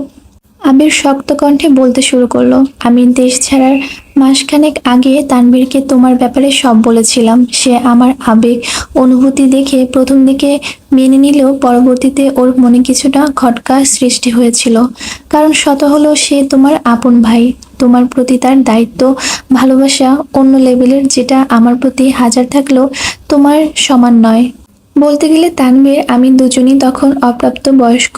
মজার ছলে হোক কিংবা গভীর চিন্তায় থেকে তানভীর একদিন হুট করে বলে বসে, ভাইয়া তুমি বনুকে এখন পছন্দ করো মানলাম, আমি ওকে দেখেও রাখলাম, কিন্তু 7 বছর পর তোমার মন মানসিকতা যে এরকম থাকবে তার কি গ্যারান্টি আছে? তখন যদি বনুর প্রতি এখনকার মতো অনুভূতি না থাকে? তানভীর কথা শুনে আমার মনে চিন্তা জাগে। আমি নিজেও কখনো সেভাবে ভেবে দেখিনি, তাই ভেবেচিন্তে সিদ্ধান্ত নিলাম তোমাকে বিয়ে করব। কেন সেই সিদ্ধান্ত নিয়েছিলাম আমি নিজেও জানি না, শুধু মনে হয়েছিল তানভীর যা বলেছে একদম ঠিক বলেছে। তানভীর মজার ছলে বলল, আমি দুশ্চিন্তায় ঘুমাতে পারছিলাম না। তানভীরকে জানানোর পর সে খুব রিকোয়েস্ট করেছে যেন বিয়ের ঝামেলা না করি। ও এমনিতেই এসব বলেছিল, আরো অনেক কিছু। আমার মাথায় তখন কিছুই ঢুকছিল না। আমার কাছে বন্ধুর বাবা কাজিন কাজী, তাই তৎক্ষণাৎ খোঁজ নিলাম। তোমার বয়স অনেক কম ছিল তখন, তোমার আমার প্রতি তীব্র ঘৃণাও ছিল। সব মিলিয়ে তখন বিয়ের সম্ভব ছিল না। তাছাড়াও কিছু নিয়মনীতি ছিল, যা কারণে আঙ্কেল কোনোভাবেই রাজি হচ্ছিল না। কিন্তু তখন আমার একটা জেদ ছিল, যেভাবে হোক হোক তোমাকে বিয়ে করতেই হবে। আঙ্কেলকে বিস্তারিত বুঝিয়ে খুব কষ্টে রাজি করিয়ে রাকিব, তানভীর আর সুজনের উপস্থিতিতে বিয়ের কাজ সম্পূর্ণ করে দেশে ছাড়ি। আবির দীর্ঘ নিঃশ্বাস ছেড়ে পুনরায় বলতে শুরু করলো, বিশ্বাস করো আমি তখন কোনো কিছু ভাবিনি, এত কিছু বুঝিনি। শুধু বুঝেছিলাম তোমাকে আমার লাগবে, সেটা যে কোনো মূল্যে হোক। মস্তিষ্ক শুধু একটা চিন্তাই ঘুরপাক খাচ্ছিল, তোমাকে বৈধতার চাদরে মোড়ানো। পাওয়া না পাওয়া মাঝে আমি তখন বাস্তবিক জ্ঞান হারিয়ে ফেলেছিলাম। ভবিষ্যতে কি হবে বা হতে পারে সব ভুলে গিয়েছিলাম। বিয়ে পরিপূর্ণ হবে না জেনেও আবেগের তাড়নায় বিয়ে করেছিলাম। নিশ্চুপ মেঘ এবার মুখ খুলো, কিছুটা বিস্মিত হয়ে জানতে চাইলো, আমার স্যাং কে দিয়েছিল? তুমি? কিভাবে? আমি তো এসবের কিছুই জানতাম না। মনে আছে তানভীর একদিন ঘুরতে নিয়ে তোমাকে বিয়ের কথা বলেছিল? হ্যাঁ মনে আছে তো। আমাকে এমনই একটা কাগজে সাইন করতে বলেছিল। আমি জিজ্ঞেস করেছিলাম, এটা কিসের কাগজ? ভাইয়া বলেছিল বিয়ের। আমি তখন সেভাবেও গুরুত্ব দিইনি, ভেবেছিলাম ভাইয়া মজা করছে। আবির কপাল গুটিয়ে জানতে চাইলো, কেন আমার নাম বলেছিল? মনে নেই?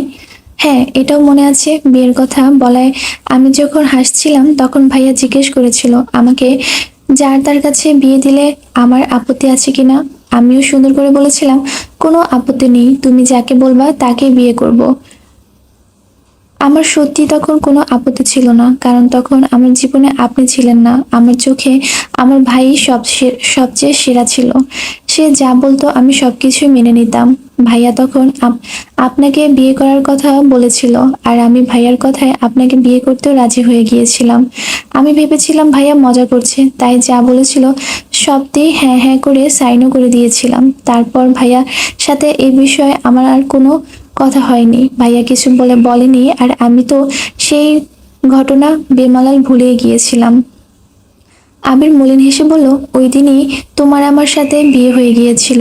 তানবীরের সাথে সাথে সেখানে কাজী সাহেবও সুনজরে উপস্থিত ছিল। তাছাড়া ফোনে আমিও ছিলাম। মেঘ হাঁ করে আবিরের দিকে তাকিয়ে আছে। আবির গলা খাকারি দিয়ে আবারও বলতে শুরু করলো, আমি সাইন করে দিনই তোমার বউ হিসেবে কবুল করেছিলাম, কিন্তু তোমারটা বাকি ছিল।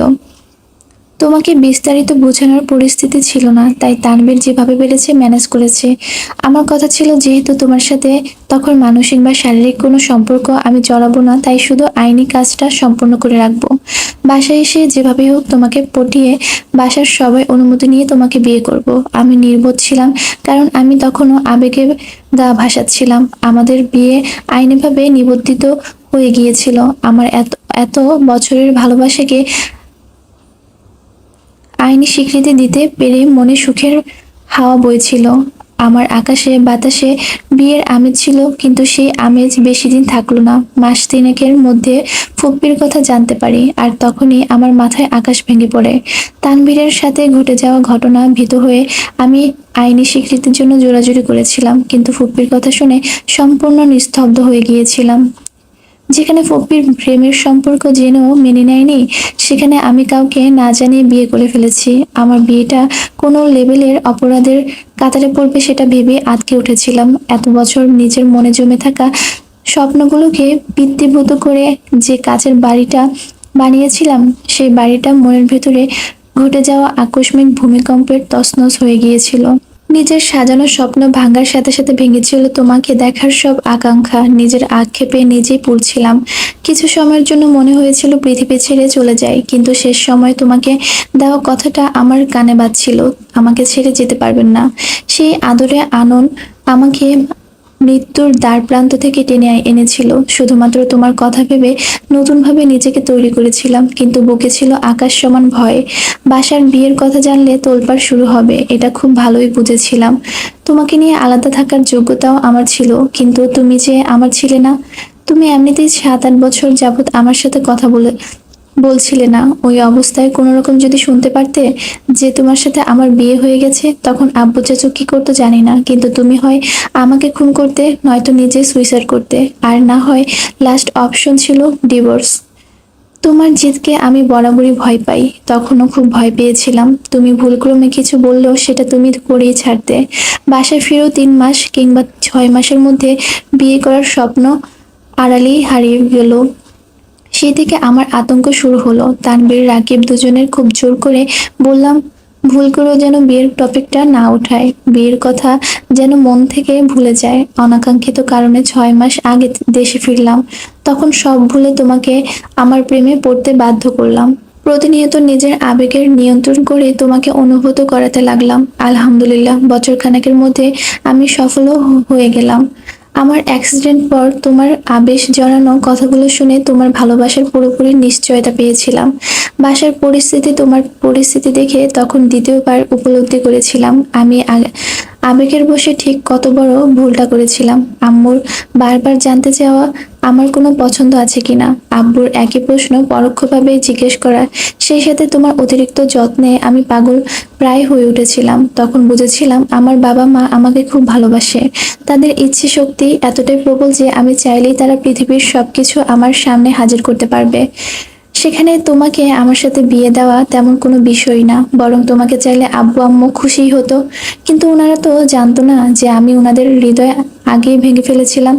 আর না তুমি কিছু জানতে। ওই পরিস্থিতিতে দাঁড়িয়ে আমার বিয়ের কথা বলাটা কোনোভাবেই সম্ভব ছিল না, আর না সম্ভব ছিল বিয়ের ঘটনা লুকিয়ে নতুন করে বিয়ে করা।